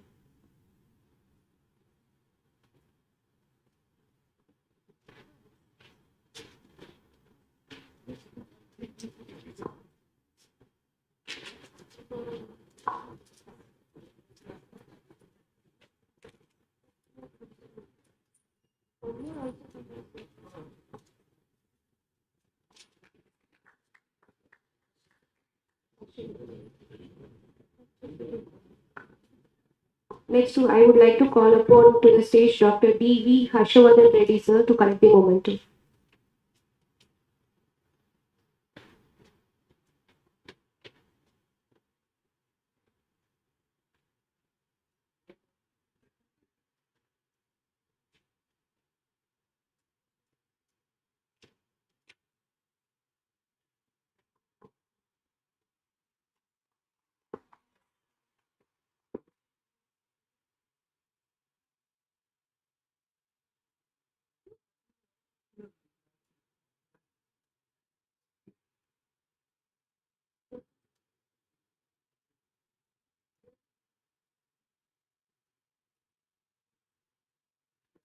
Just want to give a return gift to VITAP.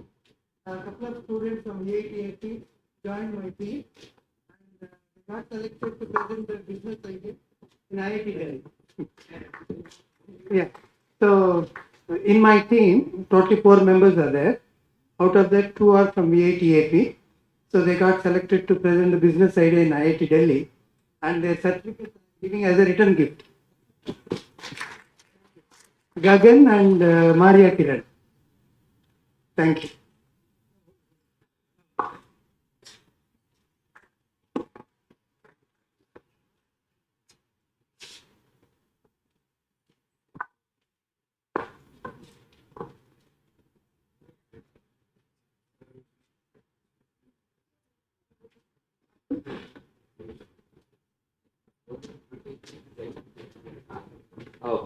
Just a quick word about the institute.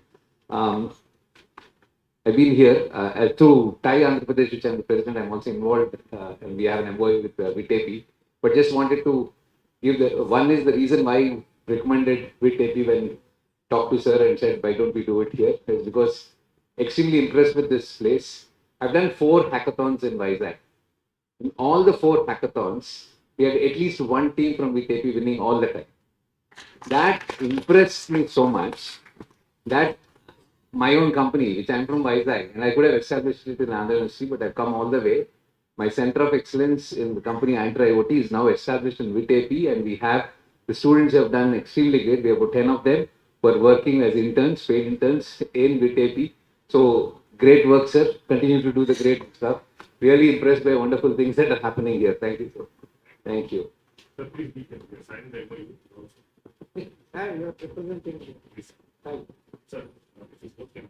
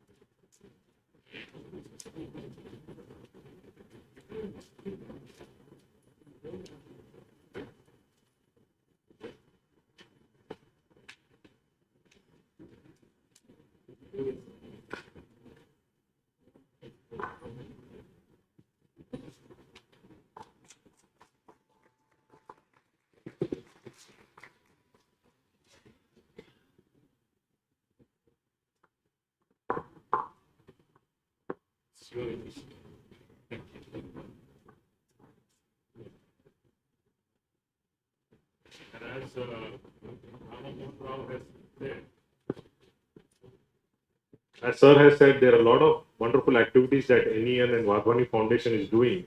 So, standing to your words, sir, we are going ahead with them and will be continuing some activities. Thank you very much.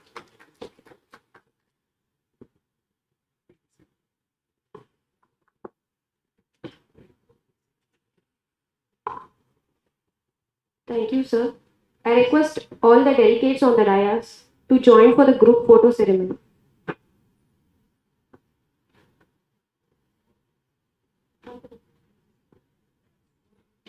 All the delegates and the resource persons.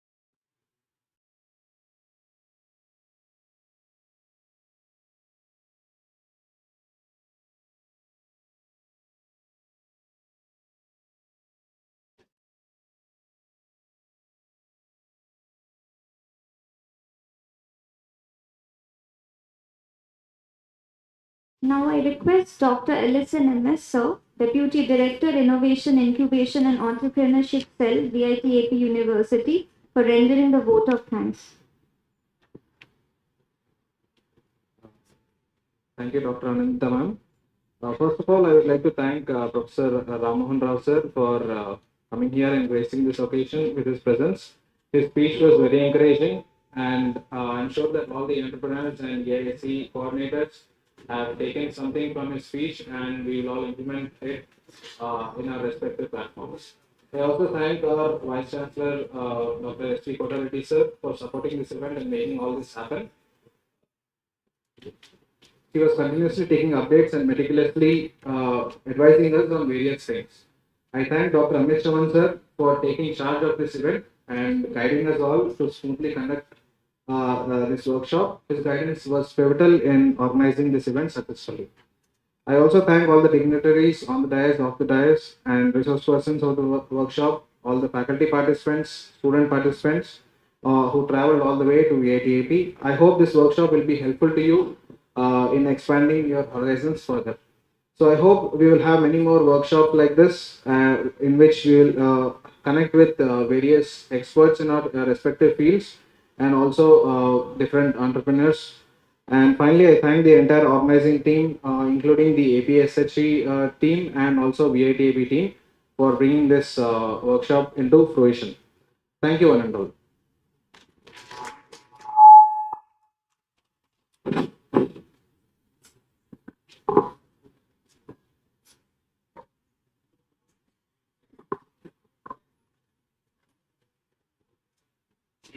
Before proceeding on to the further session, let's break us for lunch.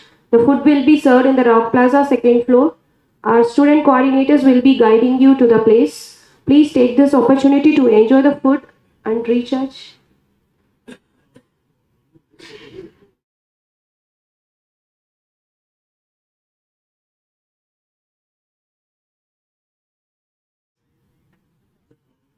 I request all the participants to come to the dais.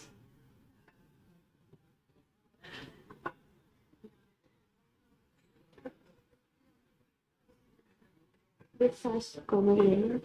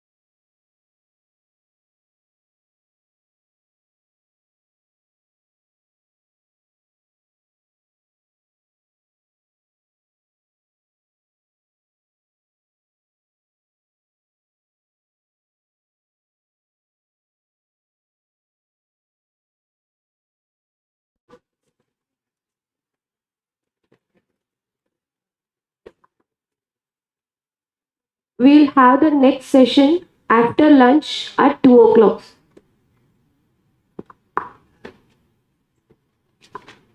The lunch will be provided in the Rock Plaza second floor. Our student volunteers will be guiding you with it.